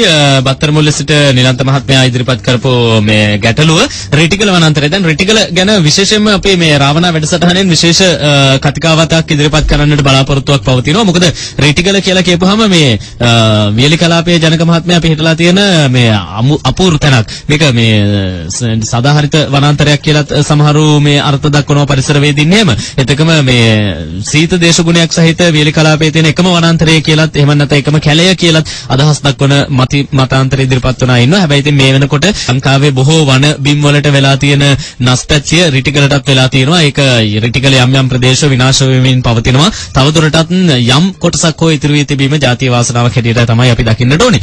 රිටිකල සම්බන්ධයෙන් නිලන්ත මහත්මයා කියන කතාවේ ඇත්තක් තියෙනවද ජනක මහත්මයා? රිටිකල සහ රිටිකල පමණක් නෙමෙයි අපි කතා කරොත් උපුල් ලංකාවේ තියෙන ලකේගල. ලකේගල පැහැදිලිවම පිරමිඩයක් වගේ පෙනෙන්න තිබෙනවා. ඒ නිසා රිටිකලත් ඒ වගේම තමයි. විශේෂම නකල්ස් කඳුපන්තිය වුණත් සීගිරිය සහ සිරිපාදේ ගත්තත් මේ කඳු අතර පිරමිඩ සැඟවී තිබෙන්නට තියෙන ඉඩකඩ තියෙනවා. සීගිරිය කියන එක මෙතනින් නිවත් කරගෙන ස්වභාවික කඳු පන්ති ගත්තොත් එහෙම ලංකාවේ කඳු පන්ති සෑම එකක්ම පාහේ එක එක ආකාරයේ පිරමිඩ වශයෙන් ගන්න පුළුවන්. දැන් නකල්ස් කඳු පන්තිය ගත්තොත් එහෙම අපිට টොප් ෆ්ලැට් පිරමිඩයක් ගන්න පුළුවන් කමක් තියෙනවා. ඒ කියන්නේ හිස පැතලි ඉහළ පැතලි පිරමිඩයක් ශක්තිය ගබඩා කිරීම සහ ශක්තිය අවශෝෂණය කිරීම, ශක්තිය පිටාර ගැනීම, වෙනත් දෙයකට පරිවර්තනය කිරීම, වෙනත් දෙයකට අවශෝෂණය කර ගැනීම, කියන කාරණා සියල්ලම මේ කඳුපන්ති ආශ්‍රය කොටගෙන කරන්න පුළුවන් කමක් තියෙනවා. හොඳයි. ඒ පිළිබඳව තවදුරටත් ශ්‍රාවක හිතවතුනි ඔබ විමසිලිමත් වන්න. ඔබ සතුව නොඑක් තොරතුරු ඇති. මේ තොරතුරු වැඩසටහන අතරතුරේදී නොවුනත් වැඩසටහනෙන් පසුව හෝ කමක් නැහැ. අපිට ලැබෙන්නට සලස්වන්න. ඒවා පිළිබඳව අපේ පර්යේෂණ කණ්ඩායම් යොදවලා ඒ පර්යේෂණ කණ්ඩායම් වල අවධානයට ලක් කරලා ඒ සම්පත්දායකයන් විසින් ඒවා පිළිබඳව නිසි විධිමත් අධ්‍යයනයකින් පස්සේ ඔබ වෙතම ඒ තොරතුරු නැවත සංජානනය කරන්නට ලබා දෙන්නට අපි සූදානම්ින් ඉන්න බවත් මතක් කරන්නට ඕනේ. ඊළඟ ප්‍රශ්නෙට යන්න ඉස්සර අපිට මතක් කිරීමක් කරන්නට තිබෙනවා. මේ කාලේ අපි කූරගල පුදබිම පිළිබඳව රාවණා වැඩසටහනෙන් කතා බහට ලක් කළා. කූරගල කියන්නේ කුමක්ද? කූරගල පුදබිමේ තියෙන වටිනාකම කුමක්ද? කූරගල පුදබිම කේන්ද්‍ර කරගෙන පැවැත්වන ලද විශේෂ පූජාවක් පිළිබඳව අපි රාවණා වැඩසටහනින් මාධ්‍ය අනුග්‍රහය ලබා දෙමින් දැනුවත් කළා. පස්සර මුල්ලේ දයාවංශ හාමුදුරුවෝ මේ කාරණේදී පෙරමුණගෙන සිටියා. පස්සර මුල්ලේ දයාවංශ හාමුදුරුවෝ තවත් කාරණයකට අත තියලා තියෙනවා. මේක තමයි මේ කූරගල අවට ඉන්න දරුවන් බොදු දරුවන් දහසක් මේ කූරගල පුදබිම පිළිබඳව දැනුවත් කිරීමේ වැඩපිළිවෙලක් ආරම්භ කරලා තියෙනවා. මේක ඇගිය යුතු වැඩපිළිවෙලක්. මොකද මේ භූමියේ අනාගත පරපුර බවට එහෙම නැත්නම් කූරගල අවට භූමිය අනාගත බාරකරුවන් බවට පත්වන්නේ මේ දරුවෝ. මේ දරුවෝ Taman සතුව තිබෙන Tamanගේ භූමියේ තියෙන Taman ඉපදුණු භූමියේ තියෙන මේ වටිනා කියන පුදබිම පිළිබඳව හරියාකාරව දැනුවත් වෙලා හිටියොත් එහෙම අනාගතයේදීත් මේ භූමිය ආරක්ෂා කර ගැනීමේ ශක්තිය අපිට ලැබෙනවා. ඒ අනුව මේ දරුවන්ව දැනුවත් කරලා ඒ දරුවන්ට පාසල් උපකරණ දහසක් ලබා දීමේ කර්තව්‍යයක් ආරම්භ කරලා තිබෙනවා. පස්සර මුල්ලේ දයාවංශ හාමුදුරුවන්ගේ ප්‍රමුඛත්වයෙන් ක්‍රියාත්මක වන ඓතිහාසික පුදබිම් රැක ගැනීමේ ජාතික ව්‍යාපාරය තමයි මේකට මුල පුරලා තියෙන්නේ. රාවණා වැඩසටහන මේ සම්බන්ධයෙන් මාධ්‍ය අනුග්‍රහය ලබා දෙනවා. ඒ නිසා ඔබට පුළුවන්කම තිබෙනවා මේ විවිධ ආක්‍රමණ වලට ලක්ව තියෙන බලංගොඩ ඓතිහාසික කූරගල බුදු පිළිබිඹ මතුවට රකින්න පිණිස දැනුවත් කරලා ඒවට ගම්වල පාසල් දරුවන් දහසකට පාසල් උපකරණ කට්ටල දහසක් ලබා දීමේ මේ ජාතික කර්තව්‍යයට ඔබටත් දායක වෙන්න පුළුවන්. දායක වෙන්නේ කොහොමද කියලා ඔබට දැනගන්නට අවශ්‍ය නම් රාවණා වැඩසටහනේ නිෂ්පාදක කණ්ඩායමට අමතන්න. හෙළයන් හැටියට හෙළයත් එක්ක ඉන්න ඔබ මේ හෙළ බිමේ තියෙන අපේ උරුමයන් රැක ගන්නට මෙවැනි හෝ පුංචි කාර්යයකට හෝ අත දේවි කියලා අපි විශ්වාස කරනවා. කතා කරන්නයි 7114 54 80 88 07114 54 80 88 පැය 24 පුරාම රාවණා නිෂ්පාදක කණ්ඩායමේ මේ දුරකථන අංකය විවෘතයි. මේ කාර්යයට ඔබේ දායකත්වය සුළුෙන් හරි දක්වන්නට කැමති කෙනෙක් ඉන්නවා නම් වැඩසටහනෙන් පස්සේ රාත්‍රී 9න් පස්සේ කතා කරලා ඒ සම්බන්ධයෙන් ඔබේ අනුග්‍රහය එහෙම නැත්නම් දායකත්වය ලබා දෙන්න කියලා අපි ඉල්ලා සිටිනවා. අපි කතා කරමින් හිටියේ පිරමීඩ පිළිබඳව. අද ජනක ප්‍රසාද් තිලකවර්ධන මහත්මයායි මැදිරියේ රැඳී සිටින්නේ. ජනක මහත්මයා මේ බොස්නියාවේ තියෙන පිරමීඩ තුනක් පිළිබඳව විශේෂයෙන්ම කරුණු දැන් අන්තර්ජාලයේ එහෙම පිරමීඩ ගැන කරුණු ගවේෂණය කරද්දී විශේෂයෙන්ම මේ පිළිබඳව අපිට දකින්නට පුළුවන්. මොකද්ද මේ ඇයි මේවා විශේෂ වෙන්නේ? ඔව් අපි ඊට ඉස්සෙල්ලා රිටගල ගැන පොඩ්ඩක් කතා කරලා හිටියොත් එහෙම රිටිගල කඳුවැටිය මීටර 760ක් පමණ උසයි පුත්. ඒත් එක්කම දකුණු ඉන්දියාව සහ ලංකාව ගත්තොත් එහෙම එහි උසම කඳුපන්ති අතරට රිටිගල වැටෙනවා. ඔබ කිව්වා වගේම එය වෙනත් දේශගුණයක් කලාපයක් අතර තිබුණත් තවත් වෙනස් වූ සිසිල් දේශගුණයක් එහි අන්තර්ගත වෙනවා. ඒ නිසා මේ තුල පැහැදිලිවම යම්කිසි গুপ্ত සිදුවීම් ජාලයක් සහ යම්කිසි තාක්ෂණ ක්‍රමවේදයක් යටතේ සකස් කළ කඳුවැටියක් කියන එක මම මේ අවස්ථාවේදී ක්‍රිටිකල් සම්බන්ධයෙන් එතුමා අහපු ප්‍රශ්නෙට මම පිළිගන්නවා. අපි තවදුරටත් විශ්ලේෂණය කළ යුතුයි මේ සම්බන්ධයෙන්. අපි ඇත්තට පුරාවිද්‍යාව සම්බන්ධ උනන්දු වෙන බහතුන්ට සහ ඒ ඊට අදාළ ආයතන වලට කියමු කඳු නම් පිරමිඩ තමයි කියලා. ඒ සම්බන්ධයෙන් අපි තවදුරටත් කඳු අතර තියෙන පිරමිඩ හොයාගන්න කඳු යට තියෙන උමම් පද්ධතිය සම්බන්ධයෙන් සාකච්ඡා කොට ඒ කඳු යට උමම් පද්ධතිය තිබේන. කඳු පිරමිඩ නොවේද කියන ප්‍රශ්නේ නැවත වාරයක් මම නගනවා. මොකද සියලුම ලෝකේ තියෙන ප්‍රධාන පිරමිඩ යටින් කඳුපන්ති තියෙනවා බොහෝ දුරට. මේ උමම් පද්ධති. එතකොට අපි ගත්තොත් එහෙම අපි ඉස්සෙල්ලා කතා කරපු ගීසා පිරමිඩ ගත්තොත් එහෙම මහා පිරමිඩ 3. මහා පිරමිඩය සහ අනිකුත් පිරමිඩ 2 සලකලා බැලුවොත් ඒ පිරමිඩ අතරත් උමම් පද්ධතියක් තියෙනවා. ඒක හිතා ගන්න බෑ. ඇත්තෙන්ම අපි දන්නෙත් නැහැ එහෙම පිරමිඩ අතර අපි පිරමිඩය ගැන කතා කරාට ඒ අතර උමම් පද්ධතියක් තියෙනවද කියන එක සම්බන්ධයෙන්. දැන් මහා පිරමිඩය සහ අනිකුත් පිරමිඩ 2 සම්බන්ධ වෙනවා එක තැනකදී. ඒ කියන්නේ අපි කතා කරන්නේ නරසිංහයා කියලා ප්‍රතිමාවක් තියෙනවනේ. මේ ප්‍රතිමාව අසලින් මේ සම්බන්ධ වෙලා ගංගා තීරය දක්වා මේ උමම් මාර්ගයේ ගමන් කරනවා. එතකොට කිලෝමීටර කිහිපයක් මේ උමම් මාර්ගයේ ගමන් කරන හැඩයක් තමයි පෙනෙන්න තියෙන්නේ. මේ වගේම බොස්නියාව ගත්තොත් එහෙම දැන් අර නයිල් ගංගා තීරයෙන් නැර ගමන් කරන්නේ. බොස්නියාව ගත්තොත් එහෙම බොස්නියාව කියන්නේ උපුල් පැරණි සෝවියට් රුසියාවේ එක්තරා රටක්. එතකොට මේ බොස්නියාවෙත් අපි වගේම කඳු තියෙනවා. ඒ කඳු කිසිම කෙනෙක් පිරමිඩ බවට දැනගෙන හිටියේ නැහැ. ඒ යම්කිසි අවස්ථාවකදී මේ රාජ්‍යයට හිතෙනවා මේ කඳු සම්බන්ධ යම්කිසි විමර්ශනයක් කළ යුතුයි කියලා. ඒ අවස්ථාවේ 2005 වර්ෂයේ තමයි මේ කඳු අතර පිරමිඩ තිබෙනවා කියන එක අනාවරණය කරගන්නේ. ඒත් එක්කම 2006 වර්ෂය වෙනකම් මේක නිකන් හිතලුවක් බවට තමයි පත් වෙලා තිබ්බේ. ඒ කියන්නේ මේක විශ්වාස කළ හැකි දෙයක් නොවන බවටයි පත් වෙලා තිබ්බේ. මේ පිරමිඩ වල තියෙන විශේෂත්වය, ඒ කියන්නේ ලෝක පිරමිඩ ගත්තොත් එහෙම ලෝකේ තියෙන පිරමිඩ දසදහස් ගණන. ඒක සමහර විට අතීතයේ ගත්තොත් එහෙම මෙක්සිකෝනු ඇමරිකානු පිරමිඩත් එක ගත්තොත් ලක්ෂයක් විතර තියෙන්නේ නැති කියලා මං හිතනවා.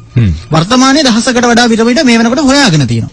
ඒ කියන්නේ මෙච්චර පිරමිඩ ලෝකෙට මොකටද?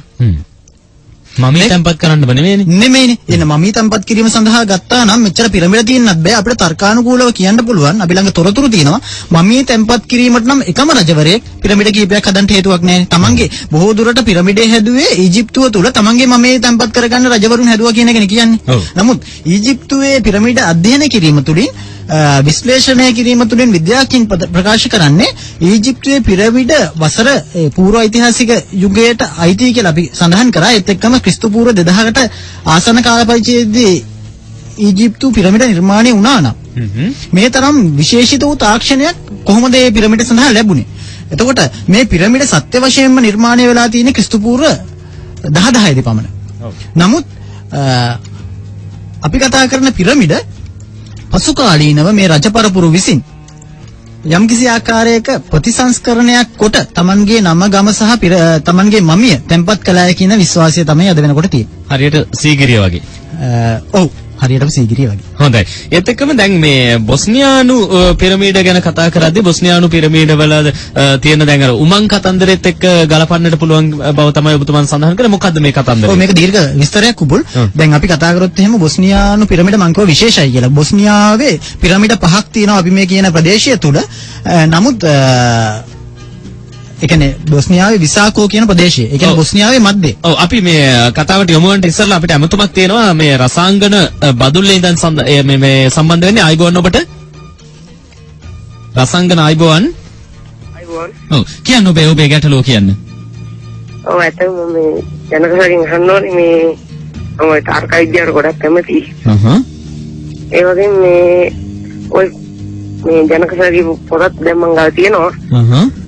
මේ මට දැනගන්න ඕනේ ඇත්තටම මේ ලංකාවේ ඔය සාහිත්‍ය තුනයි ඒ වගේම මේ ඔය ගීසයි පිරමීඩ තුනයි මේ හෙලෝ දැන් මේ කියන්නේ ඔබ කියන දේ අපි හොඳින් අහගෙන ඉන්නේ කියන්නේ රසංගන.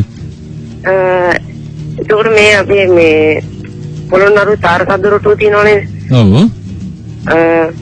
ඒ පොළොන්නරුවේද අනුරාධපුරයේද? රන්වසුවේනේ. ඔව් රන්වසුවේ අනුරාධපුරයේ වෙස්සගිරිය. ඔව්. ඔව්. මේ ඒකයි දැන් ඔය තාරකදොරටුවෙන් කියවෙන්නේ දැන් වෙන ගාලවකට යන දොරටුව සම්බන්ධවනේ. දැන් ඒත් එක බැලුවොත් එහෙම දැන් ඔය පිරමීඩයි ඔරායන් රාශියයි ඔය තාරකදොරටුව අතර මොකක් හරි ඒ වගේ සම්බන්ධයක් තියෙන එකක් කියලා මේ මට දැනගන්න ඕනේ ජනකසෝවේ. හොඳයි. රසාංගන කතා කළේ බදුල්ලේ ඉඳන් ස්තුතියි අදහස ඉදිරිපත් කළාට. ජනක මහත්තයා පිළිතුරක් දෙනවද අපි එතනට? ඔව් එතන පැහැදිලි පිළිතුරක් දෙන්න පුළුවන් කමක් තියෙනවා. නමුත් මේ වෙනකොට සිංහලෙන් පළ වෙලා තියෙන ඔය තාරකා දොරටුවේ රහස සොයාගන්නේ කියලා යම්කිසි පුවත්පතක පළ වෙච්ච යම්කිසි ලිපියක් තියෙනවා. මම ඒ ලිපිය ආශ්‍රය කොටගෙන කතා කරන්නම්. ඒ ඇත්තම පිළිගන්නට පුළුවන්ද කියන ගැටලුව නැවත වාරයක් මතුවෙනවා. ඒත් එක්කම ඔය කියන සම්බන්ධය, ඒ කියන්නේ තාරකා දොරටුව ඊට පස්සේ ඔරායන් පඳපටිය සහ ඔරායන් තරු පන්තිය අතර තියෙන සම්බන්ධතාවය. ඒත් එක්කම එය කොහොමද ඊජිප්තුවේ පිරමිඩ වලට සම්බන්ධ වෙන්නේ, ඒත් එක්කම ලංකාවේ තියෙන චෛත්‍ය වලට සම්බන්ධ වෙන්නේ කියලා. ඇත්තෙන්ම එහෙම සම්බන්ධ වෙන ක්‍රමවේදයක් තවම අපි හොයාගෙන නැහැ. මේක ඇත්ත කතන්දරේ කියන්නද? එතකොට ඒක ඔබටම මම බාර කරනවා ඒ සම්බන්ධයෙන් මීට වඩා විශ්ලේෂණයක් කරලා අපිට හොයාගන්න පුළුවන් වේවි මේ විශ්ව දොරටුවත් එක්ක මේවා කොහොමද සම්බන්ධ වෙන්නේ කියලා. මොකද විශ්ව දොරටුව කියන නාමය යෙදුවට අපි තවම එක එක උපකල්පන වලට ඇවිත් තියෙනවා මිසක අපි ඇවිල්ලා තියෙනවද උපුල් එක තැනකට ගෙනල්ලා මේ උපකල්පන ටික සාකච්ඡා කරන අවස්ථාවකට.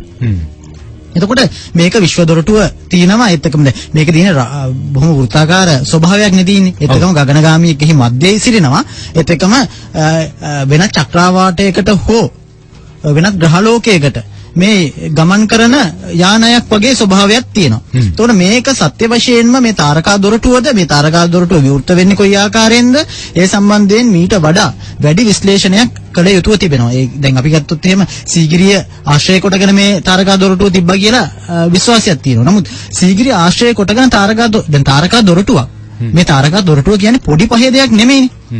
එතකොට විශාල යානාවක් මේ දොරටුව හරහා වෙනත් චක්‍රාවාටයකට හෝ සෞරග්‍රහ මණ්ඩලයේ වෙනත් එතනින් පිට ග්‍රහ වස්තුවකට යන්න ඕන. ඔව්. එතකොට දැන් මේක හරි සංකීර්ණයි. එතකොට තාරකා දොරටුව අතිශය විශාල වෙන්න ඕන. එහෙම නැත්නම් මානවයෙකුට විතරක් යන්න පුළුවන් නම් ඔහු යන්නට ඕන ඔක්සිජන් තියෙන මානවයාට ජීවත් විය හැකි තවත් පරිසරයකට. ඉතින් මේක අපි තාරකා දොරටුවක් කියලා සරලව කිව්වට මේක මීට වඩා සංකීර්ණව අපි ගවේෂණය කරලා උත්තර දිය යුතු මාතෘකාවක්. මොකද මා ඉදිරිපත් කරන කරුණු මා විසින් සනාථ කර කිරීමේ ක්‍රමවේදයක් යටතේ මා ඉදිරිපත් කරන්නේ.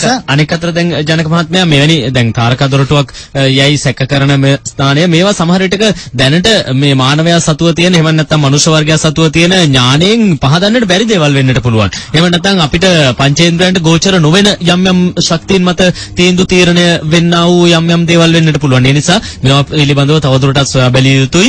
හැම අවස්ථාවෙදීම අපි කියන්නේ මේවා සම්බන්ධයෙන් ඔබ සතුව පවතින දැනුම අපිත් එක්කත් බෙදා හදා ගන්න සැදී පැහැදී ඉන්න ඕන. හොඳයි. මොකද එතකොට අපිට හැකියාව ලැබෙවි මේවා පිළිබඳව නිවැරදි නිගමනයකට එළඹෙන්නට. අපි තව විරාමයක් ලබා ගැනීමු ජනක මහත්මයා. කතාව ඔබතුමා පටන් ගත්තා මේ බොස්නියාවේ මේ පිරමීඩත් එක්ක කතාවේ රසවත්ම කොටස උමම් පද්ධති කියන කාරණය සම්බන්ධව ඒ කතාව අපි මේ ගීතයකින් විරාමයක් ලබාගෙන එයින් පසුව නැවතත් එකතු වෙමු. හෙළයුගයේ වැළලී ගිය සත්‍ය ඉතිහාසය ගොඩගන්නා හෝරාව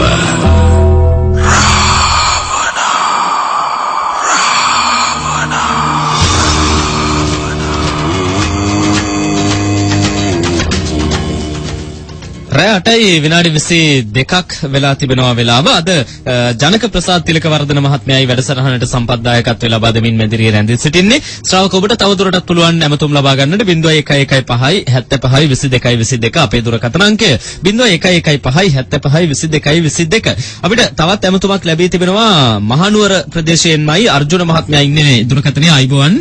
ආයිබෝවන්. ඔව් කියන්න අර්ජුන මහත්මයා ඔබතුමාගේ ගැටලුව. මට ප්‍රශ්නයක් තියෙනවා. මේ මම විවිධ වැඩසටහන් වලින් අහලා තියෙනවා මේ පිරමිඩ් නිර්මාණය කරන්න මෙහෙම සිංහ පරපුරේ අය ඇවිල්ලා ඒගොල්ලන්ට උදව් කරා කියලා. දැන් ඒකට එහෙම කියනවා නම් ඒක උපකල්පනය කරන්නේ රාවණ රජුගේ පරපුරේ අය ගිහිල්ලා මේ පිරමිඩ් හදන්න මේ උදව් කරා කියලා. නමුත් එහෙම කියනවා නම් දැන් අපි සිංහ පරපුර බවට පත් වෙන්නේ විජය රජුගෙන් පස්සේනේ. ඊට ඉස්සෙල්ලා අපි සිංහ පරපුරක් උනේ නෑනේ. කියලා තමයි මම හිතන්නේ. එතකොට මේ දෙකේ නොගැලපීමක් තියෙනවා. ඒ ගැන පොඩි පැහැදිලිමක් කරුවොත් හොඳයි. හොඳයි.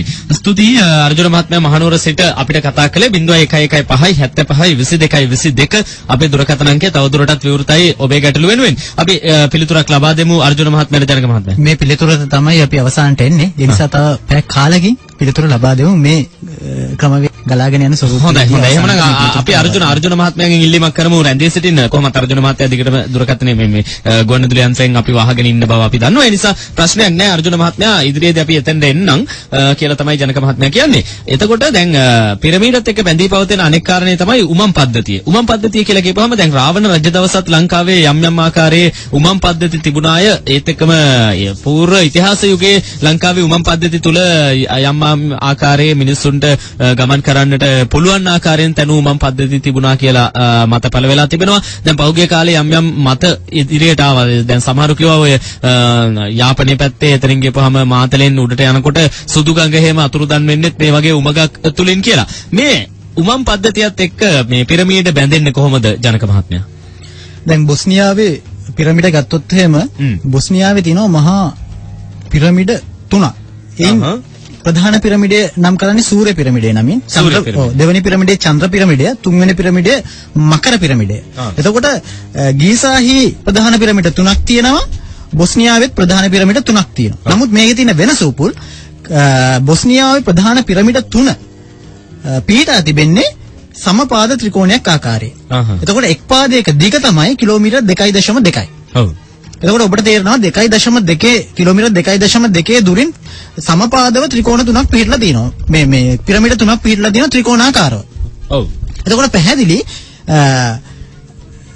මේ පිරමීඩ තුන ඇයි සමපාදව පිහිටා තියෙන්නේ කියලා. ඒ කියන්නේ මොකක් හරි ඊටාම සූක්ෂම ක්‍රමවේදයක් ඒ තුල තිබෙනවා කියන එක අද වෙනකොට ඔප්පු වෙලා තිනවා. වැඩිපුරම රේඩාර් පද්ධතියක් වගේ අතීත කාලේ පූර්ව ඓතිහාසික යුගය තුල මේ සූර්ය පිරමීඩය ගත්තොත් උපුල් ක්‍රිස්තු පූර්ව 30000 වගේ ඈත අතීතයට දිවෙනවා.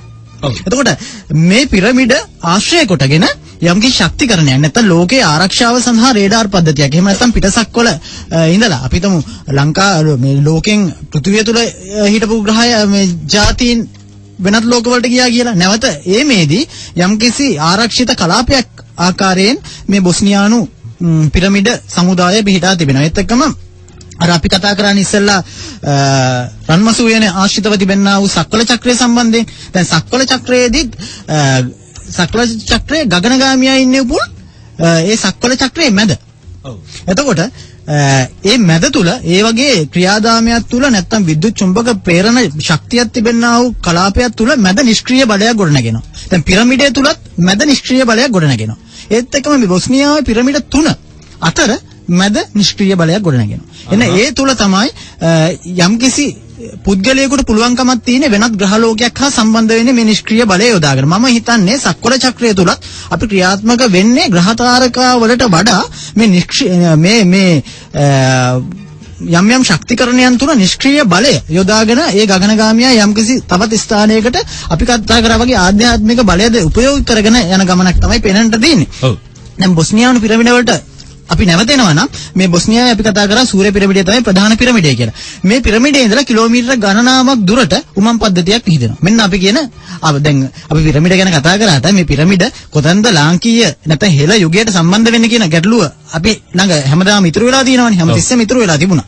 ඒකට පිළිතුරු තමයි දැන් සූර්ය පිරමීඩේ හරහා මේ දිවෙන උමම් පද්ධතිය ලංකාවේ රාවණ ඇල්ලත් එක්ක තියෙන උමම් පද්ධතියට බොහෝ සෙයින් සමානයි. ඒ සම්බන්ධයෙන් මම වගකීමෙන් යුතුව ප්‍රකාශ කරනවා මා හොඳ විශ්ලේෂණයක් ඒ සම්බන්ධයෙන් කළ නිසා. ලංකාවේ රාවණ ඇල්ල ආශ්‍රිතව තියෙන ඇල්ල වැල්ලවාය මාර්ගයේ මේ තියෙන රාවණ ඇල්ල සමහරට මාධ්‍යයන් දෙකක් මේ වෙනකොට ඒ රාවණ ඇල්ල ළඟ තියෙන උමම් පද්ධතිය පරීක්ෂා කොට තිබෙනවා. ඔබට සමහරට දෘශ්‍ය මාධ්‍ය ඔස්සේ ඒ උමම් පද්ධතිය දකින්නට ලැබෙන්නට ඇති. එතකොට මේ උමම් පද්ධතිය බොස්නියාවේ උමම් පද්ධතියට අතිශයින්ම සමානයි. මේ උමම් පද්ධතිය අවසාන මේ උමම් පද්ධතිය මේ වෙනකොට තරණය කරලා තියෙන උපුල් කිලෝමීටර 350ක් වගේ ඊටමත් කෙටි ප්‍රමාණයක්. නමුත් මේ උමම් පද්ධතිය මීට වඩා අති විශාල දිගකින් යුක්තයි සහ ලංකාවේ තියෙන අනෙකුත් උමම් පද්ධති සමග සම්බන්ධ වීමේ වැඩි ඉඩකඩක් මේ උමම් පද්ධතියට තියෙනවා. ඔව්. ඒත් එක්කම එතකොට අපි කියන්නේ කඳු පිරමීඩ කරා කියලානේ. එතකොට මේ පිරමීඩ යටින් උමම් පද්ධතිය විහිදෙනවා. දැන් අපි කතා කරන්නේ බොස්නියාවේ පිරමීඩ කියලා හඳුනාගත් කඳු යටින් ගමන් කරන උමම් පද්ධතිය. එතකොට මේ උමම් පද්ධතිය පැහැදිලිව යොදාගත්තේ මේ පිරමීඩ වලට ගමන් කිරීමට සහ පිරමීඩ වලින් නිකුත් කරන ශක්තිය. නැත්නම් පිරමීඩ හරහා ලබා ගන්නා ශක්තිය යම් යම් තැන් වලට රැගෙන යාමට. ඔව්. එතකොට ඒ හින්දා පැහැදිලිව මෙතනදී පේනවා බොස්නියානු පිරමීඩ යට තියෙන උමම් පද්ධතිය හා ලංකාවේ උමම් පද්ධතිය අතර සමානතාවයක් තියෙනවා කියලා. මම මේ සමානතාවය දක්වන්නේ එකම එක කාරණයක් කියන්නම් උපුල් කාල වේලාවත් එක්ක. ඔව්. බොස්නියාවේ පිරමීඩ වල තියෙන උමම් පද්ධතිය අවසන් වෙන්නේ එක්තරා ජලාශයකින්. නැත්නම් ඒකට අපි කියන්නේ නිල්දිය පොකුණ කියලා. ඒතර ලංකාවේ අපි පරීක්ෂා කරලා තියෙන රාවණ ඇල්ල ආශ්‍රයෙන් තියෙන උමම් පද්ධතිය එක කෙළවරක තියෙනවා නිල්දිය පොකුණක්. එතකොට ඇයි මේ උමම් පද්ධතිය අතර මේ තරම් සමානකමක්? ඒත් එක්කම මේ උමම් පද්ධතියට ළඟදී තමයි නම දාලා තියෙන බොස්නියාවේ නම්. නමුත් ඒකත් රවුනා කියන නමින් තමයි උපුල් හඳුන්වන්නේ. මොකක් කියලාද? රවුනා. ඒ කියන්නේ RAVAN රාවණ කිය RAVAN කියන එකනේ රාවණ කියන්නේ. ඔව්. දැන් මේක RAVNA. රවුනා. හොඳයි. එතකොට අපිට ඇමතුමක් තියෙනවා මේ ජනක මහත්මයා කතා කරන්නේ මගේ නමම තියෙන කෙනෙක්. උපුල් පිළියන්දල ඉඳන් ආයිබෝන් උපුල් මහත්මයා. ආයිබෝන්. උපුල් මහත්මයා දුරකථනයේ ඉන්නවද ආයිබෝන්? පිළියන්දල සිට අපිට කතා කරපු උපුල් මහත්මයාටයි අවස්ථාව ආයිබෝන්. හොඳයි දුරකථනයේ වෙසන්ද වෙලා වගේ අපි කතා කරමින් සිටිය උමම් පද්ධතිය ගැන. දැන් උමම් පද්ධතිය ඔය විදිහට කියද්දි දැන් බොස්නියාවේ උමම් පද්ධතිය පිළිබඳව කතා කරා. ඒවා සම්බන්ධයෙන් ලංකාවේ කොහොමද මේ තත්ත්වය දකින්නට පුළුවන් කියන කාරණේට අපි යමුකෝ. ඔව් ලංකාවේ උමම් පද්ධති ගණනාවක් තියෙනවා උපුල්. මේ වෙනකොට මා අනාවරණය කරගෙන තිබෙනවා උමම් පද්ධති රාවණයින් ලංකා කියන කෘතියේ මේ සඳහන් වෙන උමම් පද්ධති සම්බන්ධයෙන් තමයි මම මේ කතා කරන්නේ. ඇත්තටම මේක ඉන්දියානු සම්භවයක් සහිතව ලියවිච්ච කෘතියක්. නමුත් මෙහි ලංකාවේ ජනතාවට වඩා ලංකාවේ විශ්ලේෂකයන්ට වඩා විශ්ලේෂණය කොට තිබෙනවා මේ උමම් පද්ධති සම්බන්ධයෙන්. වේරගන්තොට මහියංගනේ උමම් පද්ධතියක් තියෙනවා. තොටුපළගන්දේ උමම් පද්ධතියක් තියෙනවා. ඒක හෝටන් තැන ආශ්‍රිතව උස්සන්ගොඩ උමම් පද්ධතියක් තියෙනවා. වාරියපොළ කුරුණෑගල, වාරියපොළ මාතලේ, ගුරුළුපොත සම්බන්ධයෙන් උමම් පද්ධති සහ මේ විශේෂයෙන්ම මේ ගුවන් තොටවල් ආශ්‍රිතව මේ උමම් පද්ධති පිහිටමයි කියන එකත් පැහැදිලිව සඳහන් කළ යුතුයි. එතකොට මේ උමම් පද්ධති කුමක් සඳහා නිර්මාණය වෙලා තිනවද? එහෙම නැත්නම් මේ උමම් පද්ධති වලින් කුමන කාර්යයක් සිදු වෙනවද කියන එක සම්බන්ධයෙන් නැවත අපි මීට වඩා වගකීමෙන් යුතුව සොයා බලය යුතුයි කියලා අපි මේ සම්බන්ධයෙන් කටයුතු කරන බලධාරීන්ගෙන් ඉල්ලා හිටිනවා. හොඳයි. අපි තවත් ගීතයක් අහලා විරාමයක් ලබාගෙන නැවතත් එකතු වන්නට සූදානම්. ඔබ කතා කරන්න තවත් අඩහෝරාවක් ඉදිරියව තිබෙනවා. අද අපේ කතා බහට ලක්වන්නේ පිරමීඩ පිළිබඳව. පිරමීඩ කියලා කියන්නේ මොනවද කියන කාරණේ, ඒවායේ විවිධත්වය, ඒවායින් කරන කාර්යයන්, මේවා ආදී පිළිබඳව දැන් යම් ධර්මයකට ඔබ දැනුවත් වෙලා ඇති. තවදුරටත් ඔබ අපිත් එක්ක රැඳී සිටින්න රාත්‍රී 9 දක්වා රාවණ වැඩසටහන ඔබ වෙනුවෙන් විවෘතයි. අද ජනක ප්‍රසාද් තිලකවර්ධන මහත්මයා තමයි මැදිරියට පැමිණ රැඳී සිටින්නේ.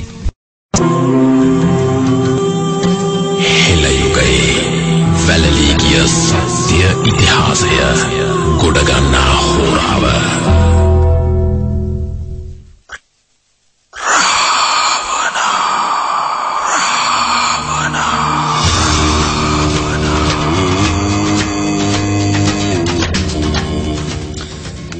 ලංකාවේ පිරමීඩ පිළිබඳව එතනින් ගියපහම ලංකාවේ පිරමීඩ තියෙනවාද කියන ගැටලුව පිළිබඳව නොඑක් දෙනා උනන්දු වෙන බවක් පෙනී යනවා. සහ එහෙම නැත්නම් ස්තූප, දාගැබ් සහ පිරමීඩ කියන මෙන්න මේ වස්තුන් අතර තියෙන වෙනස්කම්, සබදියාවන් පිළිබඳව බොහෝ දෙනෙක්ගේ අවධානය යොමු වෙනවා. අපිට ලැබිලා තියෙන ඇමතුම් දිහා බලද්දී මේ ඇමතුම ලැබෙන්නේ බිබිලේ සිට සමන් මහත්මයා. ආයිබෝවන්. ආයිබෝවන්. මම පාසල් ගුරුවරයෙක්. මම මීට වසර එකමාරකට පෙර පශ්චාත් උපාධි පාඨමාලාවක් හදන්න කොළඹ විශ්වවිද්‍යාලයේ සිටියා. ඒකෙදි දැනගත් කාරණයක් තමයි අපිට විශ්වවිද්‍යාලයේ දේශනවලදී කියු දෙයක් තමයි පිරමීඩ් ඇතුලේ සඳහන් වෙනවලු පිරමීඩ් නිර්මාණය කරන්න සිංහ කියන මිනිස්සුන් පිරිසක් ඇවිත් මේ පිරමීඩ් නිර්මාණය කරන්න උදව් කරා කියන එක. ඉතින් මේක කොළඹ විශ්වවිද්‍යාලයේ මහාචාර්යවරු තමයි අපිට මේ පාඨමාලාව අතරතුරදී දැනුම් දුන්නේ. ඉතින් මේ වෙලාවේ මම ගොඩාක් උනන්දුවෙන් මේ ගැන හෙව්වා. මට දැනගන්න අවශ්‍යයි මේ සාකච්ඡාව තුළිනුත් මෙන්න මේ සිංහ කියන මිනිසුන් කොටසක් මේ මිත්‍රයට ගිහිල්ලා මේ පිරමීඩ් නිර්මාණය කරන්න උදව් වුණා කියන කාරණයක් ඒක ඇත්තක්ද කොහොමද ඒක තවත් අහුරු කරගන්න කරුණාකාරී කියන එක. හොඳයි, ස්තුතියි සමන් මහත්මයා. බිබිලේ ඉඳන් කතා කළේ මේ අපේ ජනක මහත්මයා මේ දැන් ඔය සිංහයන් එහෙම නැත්නම් සිංහ මිනිසුන් පැමිණි වගේ ඊජිප්තුවේ පිරමීඩ මේ වලට දායකත්වය ලබා දෙන්නට සමහර විට රූප රාමු වලින් පවා බැබිලෝනියාවේ එහෙමනම් මේ වගේ මැටි පුවරු පවා තියෙනවා. මොකද්ද මේ කතන්දරේ? සිංහ මිනිස්සු කියන්නේ මේ හෙළයද? සිංහ මිනිස්සු කියන්නේ සත්‍ය වශයෙන්ම හෙළයා. ඒ ගැන තර්කයක් නැහැ. නමුත් මෙතනදී පැහැදිලි කළ යුත්තේ අපි සාකච්ඡාව ගලාගෙන යන ආකාරයෙන් තමයි මේක පැහැදිලි කරන්න හිටියේ. නමුත් කාල වේලාව නිසා මම හිතනවා මේ අවස්ථාවේදී මේක පැහැදිලි කළ යුතුයි කියලා. ඒත් එක්කම අද මේ වෙනකොට හොයාගෙන තියෙන ලංකාවේ උමම් පද්ධතිය ගැන මම නැවත වාරයක් ප්‍රකාශ කරන්න. අර මා සඳහන් කළේ ගුවන් තොටවල් සම්බන්ධයෙන් තියෙන උමම් පද්ධතිය. ඒත් එක්කම ලංකාවේ මේ වෙනකොට වාරියපොළ හසලක, හලගල, ස්ත්‍රීපුර, රාවණ ඇල්ල සහ රම්බොඩ ඇල්ල ආශ්‍රිතව උමම් පද්ධති මේ වෙනකොට නිරාවරණය වෙලා තියෙනවා. ඒත් එක්ක කතා කරොත් එහෙම අපේ අර මහත්මයා අහපු ප්‍රශ්නේ විශේෂයෙන්ම මේ ඔබතුමා දන්නවා ඇති මම මේ කතාව පටන් ගන්න එඩ්ගා කේසි කියන අපේ ස්වයං මෝහනවාදියාගේ නැත්නම් ස්වයං මෝහනයටපත් වෙලා බොහෝ කාරණා ලෝකෙට ප්‍රකාශ කරපු පුද්ගලයෙක් සම්බන්ධයෙන් එතුමා අපි කතා කරපු නැති මාතෘකාවක් තියෙනවා. උපුල් මට කවදාහරි අවස්ථාවක් ලැබෙනවා නම් අපි ඇට්ලන්ටිසය ගැන කතා කළ යුතුයි. මම බලාපොරොත්තු වුණා මීට ඉස්සෙල්ලා වැඩසටහනකදී අපි කතා කරා හෙලන්කාව සහ ලෙමූරියාව සම්බන්ධයෙන්. එතනදී අපි ඇට්ලන්ටිසය අතහැර දැමුවා. ඒකට හේතුවක් තිබුණා පටලැවිලි කියන ගැටලුව නිසා. ඒක වෙන වෙනම කතා කළ යුතු මාතෘකා නිසාවෙන් තමයි අතහැර දැම්මේ. එතකොට මම උපුල්ගෙන් ඇහුවා ඒ සම්බන්ධයෙන් කවුරුත් විමසීමක් කළාද කියලා. එකම තමයි ලැබුණේ ඒත් අපේ සම්පත්දායකයෙක්. ඔව්. එතකොට දැන් මේ අට්ලන්ටිසය කඩාගෙන වැටලා තියෙන්නේ ක්‍රිස්තු පූර්ව 9500 දී. එතකොට මේ ගැන කතා කරන්නේ සංසාර මන්දිර කියන ග්‍රන්ථයෙන් ඔබට හොයාගන්න පුළුවන් නම් ඒ ග්‍රන්ථය කියවන්න. ඒටි සඳහන් වෙනවා මෙන්න මේ අට්ලන්ටිසය කඩාගෙන වැටුණාට පස්සේ ඊජිප්තුවට ගිය ඒකේ ජාතිකයෝ පිරමිඩ තුල මේ අට්ලන්ටිසය කඩා වැටීම සම්බන්ධයෙන් තොරතුරු ගබඩා කරලා තියෙනවා කියලා. ඒත් එක්කම චීන ශිෂ්ටාචාරය ගත්තොත් එහෙම චීන ශිෂ්ටාචාරයේ ආරම්භය සනිටුහන් වෙන්නේ මෙන්න මේ රටකින් කඩාගෙන වැටිච්ච රාජ්‍යයකින් පැමිණි ජනතාවගෙන් කියලා සඳහනක් තියෙනවා. ඔබට මම ලබා දීලා තියෙන පත්‍රිකාවලත් එහි සඳහන් වෙලා ඇති උපුල්. ඔව්. එතකොට ඒක අපි කතා කරන මේ ලෙමූරියාව. ලෙමෝරියා නම් ශිෂ්ටාචාරයකින් පැමිණි බවත්. ඒ පිරිස සිංහ ගෝත්‍රිකයන් බවත් මේ සටහනේ දක්වා තිබෙනවා.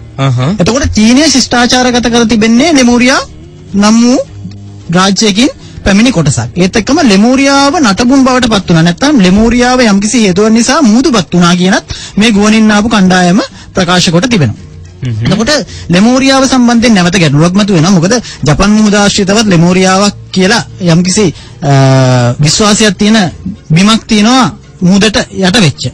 එතකොට ඒ බිමෙත් සත්‍ය වශයෙන්ම පිරමිඩක් තියෙනවා උපුල්.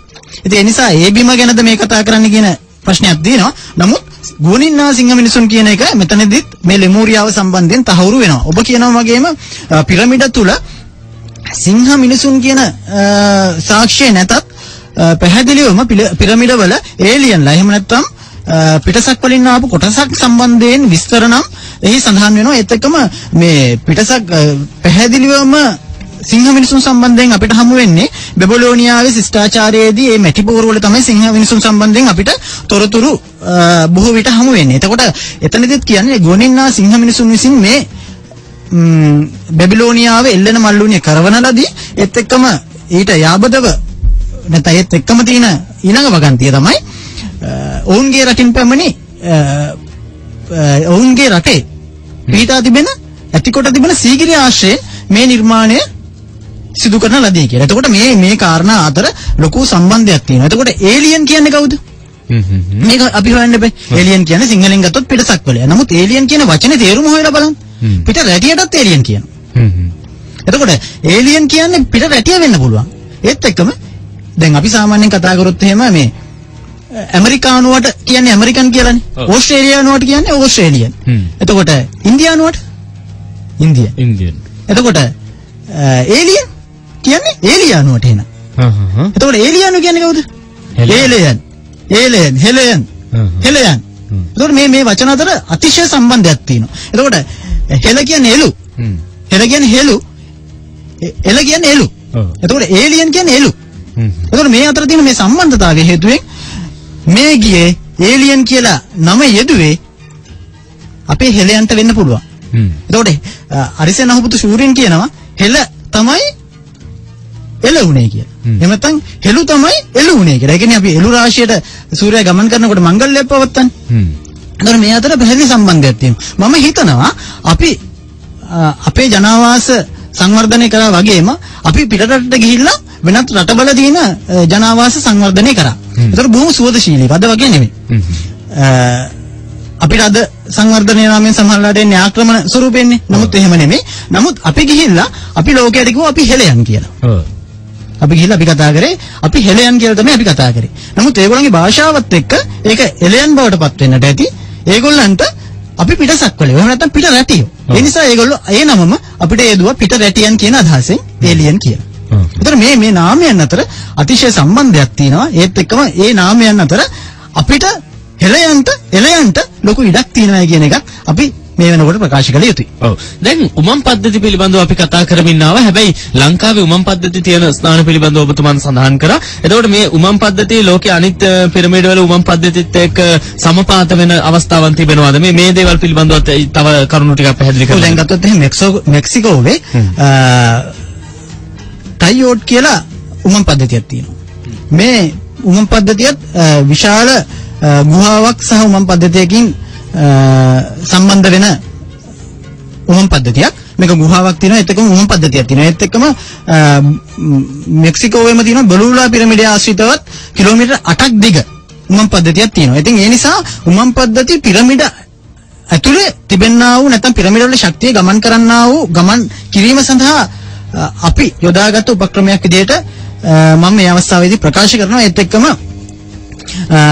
පිරමිඩ අතර මේ උමම් පද්ධතිය ගමන් කිරීම සහ පිරමිඩ අතර උමම් පද්ධතියට අවශ්‍ය කරන ශක්තිකරණයන් ගබඩා කිරීම සහ නැත්නම් මේ ශක්තිකරණයන්ට අවශ්‍ය වෙන ජලය රඳවා තබා ගැනීම තමයි නිල් දිය පොකුණු වලින් කෙරෙන්නේ. ඒ නිසා උමම් පද්ධතියට තියෙන ප්‍රධානම සාධකය වෙන්නේ නිල් දිය පොකුණ. ඒත් එක්කම බොස්නියාවෙත් වෙනත් රටවලත් නිල් දිය පොකුණු මේ උමම් පද්ධතිය වල තියෙනවා නම් ඒත් එක්කම පිරමිඩත් ඊට ඉහළින් තියෙනවා නම් ලංකාවේ අපිට උමම් පද්ධති හමු වෙනවා මේ සාධකත් එක්කම. එහෙමනම් ලංකාවේ මේ උමම් පද්ධති වලට ඉහළින් තියෙන කඳු පිරමිඩ නොවේද කියන ප්‍රශ්නය අපිට නැවත වාරයක් අසන්න සිදු වෙනවා. හොඳයි. දැන් සීගිරිය පිළිබඳව අදත් අපේ කතා බහට ලක් වුණා. සීගිරිය කුවේර විසින් ඉදි කරා කියනවා. ඊට පසුව රාවණ විසින් අත්පත් කරගත්තයි කියලා කියනවා. සෙනරත් පරණවිතානයන් ඇතුළු මේ පුරාවිද්‍යාව පිළිබඳව ප්‍රඥයින් විසින් කියන්නේ සීගිරිය කාශ්‍යප රජුගේ නිර්මාණයක් කියලා. කොහොම වෙතත් සීගිරිය පිළිබඳව සීගිරිය ලෝකයේ පුදුමයක් හැටියට ගණන් ගණන වකවානුවක් කාලයක් තිබුණා. දැන් පහුගිය දිනයක මහාචාර්ය චන්ද්‍රා වික්‍රමසිංහ ඇතුළු විද්වතුන් කණ්ඩායමක් 2013 ජනවාරි 30 වෙනිදා සීගිරියේ විමර්ශනාත්මක සංචාරයක නිරත වුණා. මේ සඳහා මේ නාසා ආයතනයේ තාරකා ජීව විද්‍යාඥයෙක් වන මහාචාර්ය රිචඩ් බී හුව මහතාත් එක් වෙලා තිබෙනවා කියලා තමයි සඳහන් වෙන්නේ. ඒ අවස්ථාවේදී මහාචාර්ය චන්ද්‍රා වික්‍රමසිංහ මහත්මයා දක්වපු අදහස එහෙම නැත්නම් ලබා දුන්න වොයිස් කට් එක හඬ කොටසේ මෙන්න මේ ආකාරයේ දෙයක් තමයි සඳහන් වුණේ. සීගිරිය තාරකා විද්‍යාත්මක වශයෙන් වැදගත් වන විදියට නිර්මාණය කර තිබීම හරිම වැදගත් කරුණක්. උදාහරණයක් ලෙස ගතහොත් සීගිරි නිර්මාණයේදී ඍජු උතුරු දකුණු පෙළගැස්මක් දකින්නට පුළුවන්. ඊජිප්තු පිරමීඩද මෙවැනි තාරකා විද්‍යා සංකේත සහ පෙළගැසුම් වලට නිර්මාණය කොට තිබෙනවා. ලෝකයේ බොහෝ පැරණි නිර්මාණ ගොඩනගා ඇති ආකාරයට තාරකා විද්‍යා සංකල්ප වලට කිසි ලෙසකින් හෝ සම්බන්ධ වෙනවා.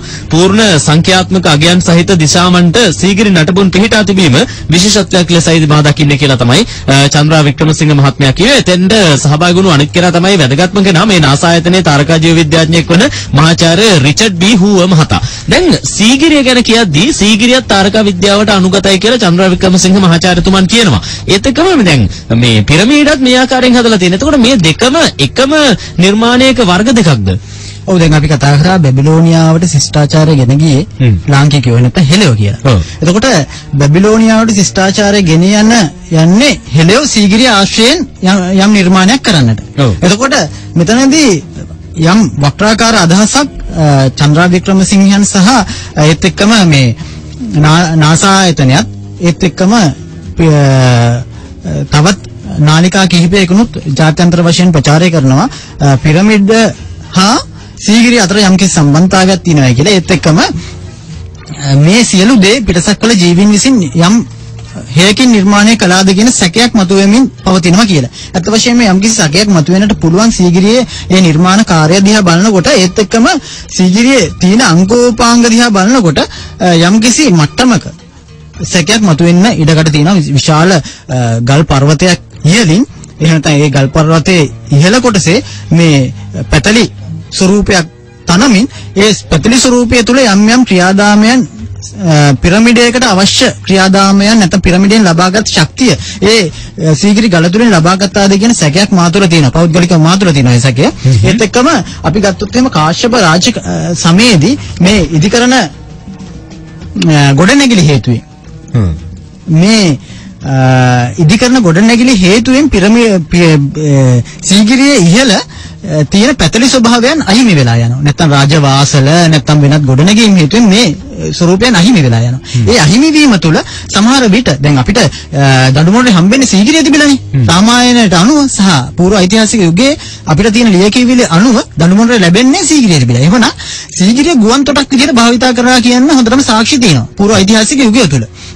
එතකොට සීගිරිය ගුවන් තොටක් විදිහට භාවිතා කළා නම් සීගිරිය සම්බන්ධයෙන් ගුවන් යානා තිබුණා නම් එතකොට ගුවන් යානා වලට අවශ්‍ය තාක්ෂණය සහ ඉන්ධන සීගිරිය වගේ ගල් පර්වත තුලින් සහ පිරමිඩ වගේ නිර්මාණ තුලින් ලබා ගන්නට ඇති කියලා මා පෞද්ගලික විශ්වාස කරනවා. ඒ උපකිරීමේ සාක්ෂි මා සතුව තියෙනවා. හොඳයි. කුරුණෑගල සිට මල්ලිකා මහත්මියගෙන් ලැබෙන ඇමතුම අද වැඩසටහනට එක් කරගන්න අවසන් ඇමතුම ආයිබෝන් ඔබට. ආයිබෝන් මම මේ කතා කරන්නේ මට කාරණා කීපයක් තියෙනවා මම කෙටියෙන් කියනවා. ඔව් කුරුණෑගල වාරියපොළ කියන්නේ වායුවෙන් ආපු රිය නවත්තපු තැන. වාරියපොළ කියන්නේ රාවණ රජුගේ දඬුමුද්ද යන්ත්‍රය හරි වායු යන්ත්‍රය හරි නවත්තපු තැන කියලා කියන්නේ. දැන් මේ මල්ලිකා මහත්මිය ඔබ දන්නවද ලංකාවේ තවත් ප්‍රදේශ ගණනාවක වාරියපොළ නමින් හඳුන්වන ස්ථාන තිබෙනවයි කියන එක? ඒක නම් මම දන්නේ කුරුණෑගල වාරියපොළ තමයි මම දන්නේ. අනිත් එක මේ මට කියන්න තියෙන්නේ මේක වැදගත් දෙයක් මම බණකින් හොයාගත්තේ. කාශ්‍යප බුදුන් වහන්සේගේ කාලේ මණ්ඩදීප නමින් කියලා ලංකාවේ හැඳින්වුනේ ඒක කෑලි වලට කැඩිලා භූමි වෙනස්කම් අනුව ග්‍රීසියටත් කෑල්ලක් ගිහින් තියෙනවා. මොකද ග්‍රීසියේ තියෙනවා අපේ ලංකාවේ වචන. මේ ලංකාවේ දැන් පොසොන් කියන එක පුන්සන් පොසොන් කියලා සූර්ය මංගලයේ අර සූර්ය දිගෙන් වංශයෙන් ඉපදුණු සන් කියන වචනේ ග්‍රීසියේ සන් කියනවා සූර්යයටත් කියනවා පුතාටත් කියනවා. ලංකාවේ පුන්සන් පොසොන් කියලා හැදිලා අර රජුරෝ මේ ඒ උත්සවයේ පැවැත්වුවේ මේ දේවානම් පිටිස්ස රජුරෝ පොසොන් දවසක. අනිත් එක මේ අර විජය කුමාරයා ලංකාවට ඇවිල්ලා අර මේ දීඝවාසී මහාසේන ඍතිගල ජයසේන රාවණ රජ පරපුර ඒ ආපු මේ රජ පරපුර වල එකතුණු සිරිසවස්තුපුර මංගල්‍යයේදී තමයි විජය කුමාරයා මේ ගේන්ගේ උදව් අරගෙන මේගොල්ලෝ මරලා තන් ඌ ආර සනු හරේ විනාශ කරා තියෙනවා. මොකද පුතාලා හිටපු පරම්පරාව විනාශ කරාම රජකම ඉවරයි. අනිත් එක මට කියන්න තියෙන්නේ ගෞතම බුදුන් වහන්සේගේ කාලේ ගිරි කියන නමින් තමයි රාජ්‍යයන් හඳුන්වලා තියෙන්නේ. ධම්මචක්කපවත්තන සූත්‍රය අහන්න ලංකාවෙන් සාතාගිරි හේමගිරි කියන යක්ෂ දෝත්‍රිකය දුන්නා. ඉතින් තියෙනවා ඊට පසු කාලෙකදී මේ රාජධානි වල මේ යක්ෂ රජු අතර යුද්ධයක් වෙලා ඇවිල්ලා මේ ගිරි කියන ඒ යුද්ධ සමතයකට පත් කළා. මේ ගිරි දිවයිනට යවුවානේ මේ ගිරි කියන රාජ්‍යයන් වලට ආපසු පිටත් කරලා යවුවා කියන එක තමයි කියන්නේ. අනිත් එක දීසියේ තියෙනවා හෙලන් වගේ සාන් කියන නම තියෙනවා. හොඳයි. මල්ලිකා මහත්මිය දීර්ඝ වශයෙන් කතා කරන්න තිබෙනවා නම් හොඳයි. බොහොම වටිනා කියන කරුණු කාරණා කීපයක් තමයි එතුමිය ඉදිරිපත් කළේ. කුරුණෑගල සිට කතා කළේ. දැන් අපිට තව විනාඩි කීපයක ගුවන් කාලයක් ඉතුරුලා තිබෙන්නේ ජනක මහත්මිය. අද අපේ මේ පිරමීඩ පිළිබඳව මම හිතන්නේ බොහෝ දේවල් ඉදිරියට කතා කරමින් ආවා. ඒත් එක්කම දැන් අර සීගිරිය ගැන කතා කරපු හින්දා එතන අපි අවසන් කරලා ඉමු. මොකද සීගිරිය ඇත්තටම මේ තාරකා විද්‍යානුකූලව නිර්මාණය කළේ කවුද? මේ දැනුම කොහෙන්ද අපිට ලැබුණේ ජනක මහත්මිය හිතන හැටියට? හොඳම අවස්ථාවක් දැන් අපිට තියෙන්නේ. මොකද සීගිරිය නිර්මාණය සම්බන්ධයෙන් දැන් පූර්ව ඓතිහාසික යුගයට දිවෙනවා කියන එක පැහැදිලිනේ. එතකොට දැන් රාවණ යුගයේදී සීගිරිය කොහොමද නිර්මාණය වුනේ? දැන් කෙටියෙන් සඳහන් කරනවා නම් සීගිරිය නිර්මාණය වෙලා තියෙන්නේ විශ්වකර්ම කියන පුද්ගලයාගේ මැදිහත් වීමෙන්. විස්කම්. ඔව් විස්කම්. එතකොට රාවණගේ යම් ආකාරයකින් මාමණ්ඩිය බවට පත් වෙනවා පසු කාලීන. එතකොට මේ විශ්වකර්මගේ මේ නිර්මාණය එක රැයකින් සිද්ධ වුණාද කියලා ප්‍රශ්නයක් තියෙනවා. එතකොට මේ නිර්මාණය කරන්න අවුරුදු ගණනාවක් යනවානේ. කාශ්‍යප රාජසමය අවුරුදු 18ක් දිවෙනවා. මේ අවුරුදු 18 කෙසේවත් සීගිරිය නිර්මාණය කරන්න බෑ. පළවෙනි කාරණේ. දෙවෙනි කාරණේ කාශ්‍යප විසින් සීගිරිය නිර්මාණය කළා නම් ඇයි පිදුරංගල ඒ ආකාරයෙන් නිර්මාණය නොකළේ කියන ප්‍රශ්නකුත් තියෙනවානේ. එතකොට ඒත් එක්කම මේ අපි ගත්තොත් එහෙම අපි කතා කරන විශ්වකර්ම කොහොමද මෙච්චර ලස්සන නිර්මාණයක් කළේ? මෙච්චර අපූර්ව නිර්මාණයක් සහ මෙච්චර අපහසු නිර්මාණයක් කළේ කොහොමද විශ්වකර්ම?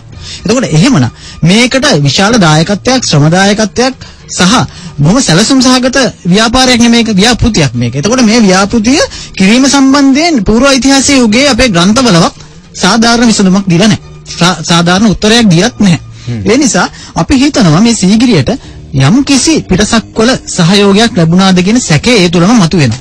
නමුත් මා කියන්නේ නැහැ පිටසක්වල සහයෝගය මේ ආකාරයෙන්ම ලැබුණා කියලා. නමුත් පිටසක්වල සහයෝගය හෝ ලාංකීය තාක්ෂණය භාවිතා කරමින් සීගිරිය නිර්මාණය කළා. අපි හිතමු උපකල්පනය කරමු උපුල් පිටසක්වල තාක්ෂණය අපිට ලැබුණා කියලා. ඔව්. ඒතකොට ලෝකේ අනිත් රටවල පිරමිඩ නිර්මාණය කරන පිටසක්වල තාක්ෂණය ලැබිලා තියෙනවා. ඒ කියන්නේ අපි ඒක ගැන විනාඩි 2කින් විතර නැවත කතා කරමු. එතකොට මේ තාක්ෂණය උකහා ගැනීමේ හැකියාවක් ඒ රටවල තිබුණා නැහැ.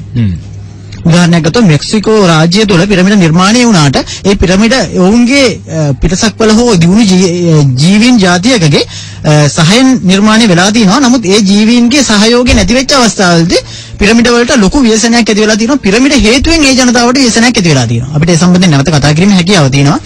සූර්ය වන්දනයේ තියෙන ගැටලු සහගත අවස්ථා. ඒ කියන්නේ 20000 මිනිසුන් ලක්ෂ සංඛ්‍යාත ගණනක් මෙක්සිකෝ පිරමිඩ උඩ මරන්නට තරම් හිරු පායන්න කියලා ප්‍රාර්ථනා කරමින් ප්‍රාණඝාත කරන්නට තරම් නැත්නම් බිලි පූජා දෙන්නට තරම් ඒ ජාතිය පසුකාලීනව ගෝත්‍රික මිලේච්ඡ ජාතියක් බවට පත් වෙලා තියෙනවා. ඉතින් මේකත් එක්ක ගත්තාම අපි ලබාගත්ත දැනුම කොහෙන් හරි සීගිරිය හදන්න අපි දැනුම ලබා ගත්තනේ. ඒ දැනුම උකහාගෙන තවත් ජාතීන්ට දෙන්නට තරම් අපි සාධාරණ වෙලා තියෙනවා, දැනුමෙන් සන්නද්ධ වෙලා තියෙනවා. මේකයි වැදගත්කම. ඒ කියන්නේ බැබිලෝනියාවට අපි සීගිරිය අරන් ගියා කියන්නේ අපි ඒ කොහෙන් හරි ලැබුණා කියමුකේ දැනුම. නමුත් ඒ දැනුම උකහාගෙන තවත් එවැනි නිර්මාණ කරන්නට හැකියාව අපිට ලැබිලා තියෙනවා. එතකම දැන් අපි ගත්තොත් එහෙම ඉතිහාස ග්‍රන්ථවල රාජතරංගණීය වගේ ග්‍රන්ථයක් ගත්තොත් එහෙම එහි පැහැදිලි වෙනවා මේ ජයපිඩ කියන දඹදිව රජාණෝ එයාට වැවක් හදන්න අවශ්‍ය වුණාම ලංකාවෙන් රාජ්‍යයෙන් 5 දෙනෙක් ගෙන්න ගත්තා කියලා. ඒත් එක්කම ඒ වැව ඉතාමත්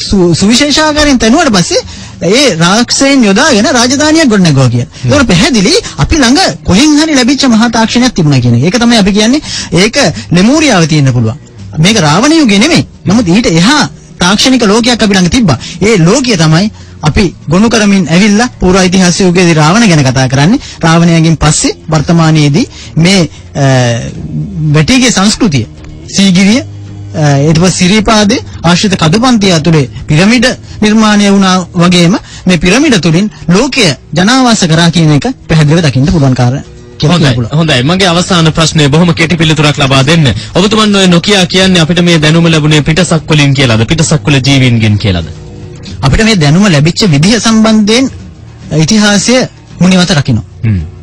ඉතින් ඒ නිසා මේ දැනුම පිටසක් වලින් ලැබුණාද වර්තමාන ජීවීන් විසින් මේ දැනුම ක්‍රමානුකූලව ලබා ගත්තාද කියන එක අදටත් ගැටලුවක්. මොකද අපි මේ සම්බන්ධයෙන් හදාරන සමහර ග්‍රන්ථවල සඳහන් වෙනවා මේ පිටසක් වල ජීවීන් සම්බන්ධයෙන් සත්‍ය හෙළිදරව් කළොත් උපුල් මේ මිනිසුන්ගේ තියෙන ජාතිය පිළිබඳව මිනිසුන්ගේ තියෙන අභිමානය වියකී යන්නට පුළුවන් කියලා. මම හිතන්නේ එය වක්‍රාකාරයෙන් මා දුන් පිළිතුරක් බවට පත් වෙනවා. හොඳයි. අපි ඉදිරි දිනයකදී අපේ ඊළඟ වෑයම පිටසක්වල ජීවීන් පිළිබඳව පිටසක්වල ජීවීන්ගේ බලපෑම් කොයි ආකාරයෙන්ද අපිට ලැබිලා තියෙන්නේ, හෙළය ශාස්ත්‍රීය කරන්නට, පෘථිවිය ශාස්ත්‍රීය කරන්නට පිටසක්වලයන් මොන ආකාරයෙන්ද දායකත්වය සැපයුවේ, මේවා පිළිබඳව ඉදිරි දිනයක අපි ජනක මහත්මයාත් එක්ක තවත් මාසකින් පමණ පසු වැඩසටහනක් යොදාගෙන කතා බහ කරන්නට සූදානම්. ජනක මහත්මයාට බෙහෙවින්ම ස්තුතියි. ජානක ප්‍රසාද් තිලකවර්ධන අද දෙවෙනි දින සහභාගීත්වය ඔබතුමන්ගේ කටයුතු සාර්ථක වේවා. ඉදිරියේදීත් අපි ඔබතුමන්ට ආරාධනා කරන්නට සැදී පැහැදී සිටිනවා. නැවත වතාවක් ඔබතුමන්ට ගෞරවනීය ස්තුතිය රාවණා වැඩසටහනේ නිෂ්පාදක කණ්ඩායමෙන් අද මේ සහභාගීත්වය වෙනුවෙන්. සමුගන්නට පෙර මතක් කළ යුතු බොහෝ දේවල් තිබෙනවා. අර කූරගල පුදබිම අවට ඉන්න බෞද්ධ දරුවන් කූරගල පුදබිමේ වටිනාකම පිළිබඳව දැනුවත් කිරීමේ වැඩසටහනක් පැවැත්වෙනවා. පූජ්‍ය පස්සරමුල්ලේ දයාවංශ හිමියන් ඇතුළු කණ්ඩායමක් ඓතිහාසික පුදබිම් රැකගැනීමේ ජාතික ව්‍යාපාරය තමයි මේ කාර්යයට උරදී තිබෙන්නේ. ඒ සඳහා දායකත්වයේ සපයන්නට කැමති නම් එක් පාසල් උපකරණ කට්ටලයක මිල එක් දරුවෙකුට ලබා දෙන පාසල් උපකරණ පාර්සලයක වටිනාකම රුපියල් 300යි. මේ මුදල් එහෙම නැත්නම් මේ පාර්සල් කොහොමද ලබා දෙන්නේ කියන එක ඔබට දැනගන්නට අවශ්‍ය නම් රාවණා නිෂ්පාදක කණ්ඩායමේ දුරකථන අංකය විමසීමෙන් මේ සම්බන්ධයෙන් ඔබට දායකත්වය ලබා දෙන්නට පුළුවන්. අපේ පෞරාණික ඉතිහාසය රැකගන්නට කරන හොඳ වැඩක් නිසා ඒ සම්බන්ධයෙන් දායකත්වයක් ලබා දෙන්න කියලා. ඒක හැමදේම කරන්න තව ඉතුරු වෙලා තියෙන්නේ අවුරුදු 50යි කියලාත් මතක තියාගන්න. ඒ මොකෝ එහෙම කියන්නේ? මේ ජාතිය තව දිවෙන්නේ අවුරුදු 50යි. හොඳයි. ඒ කාරණය එහෙම කියනකොට දැන් අපේ ජාතියේ මේ අනාගතය පිළිබඳව මේක මම හිතන්නේ මේ එක්සත් ජාතීන්ගේ සංවිධානයේ පවා රතුදත් ලැයිස්තුවට ඇතුළත් කරලා තියෙනවා. ලොව සීග්‍රයෙන් වඳ වී යන ජාතීන් අතර ඉදිරියෙන් සිටින ජාතියක් සිංහල කියන එක. ඒ කාරණයත් අමතක කරන්නට එපා. එහෙමනම් සමුගන්නට අවසර දෙන්න. ඔබ ලියනවා නම් රාවණා වැඩසටහන වී රේඩියෝව තැපැල් පෙට්ටි අංක 1 නුගේගොඩ. රාවණා වැඩසටහන වී රේඩියෝව තැපැල් පෙට්ටි අංක 1 නුගේගොඩ. රාවණා නිෂ්පාදක කණ්ඩායමේ දුරකථන අංකය නිරන්තරයෙන්ම විවෘතයි. ඔබ වෙනුවෙන් ඔබට පුළුවන් කතා කරන්න 0.714 54 80 88 0.714 54 80 88. අද අපේ නිෂ්පාදක කණ්ඩායම සරත් පුලසිංහ, ශාන් දන්ගල්ල, කේෂාන් ආදිත්‍ය, ඇතුළු කණ්ඩායම. පූර්ව නිෂ්පාදන කටයුතු සිදු කළේ අපේ නිෂ්පාදන අංශය මේ රේඩියෝවේ. සමුගන්නට පෙර ආතුව අපේ විධායක නිෂ්පාදනයේ අදත් සුපුරුදු විදිහට ක්ලෝඩ් ගුරුබෙවිලගෙන් කතා කරන 071148088ට සමුගන්නට අවසර දෙන්න.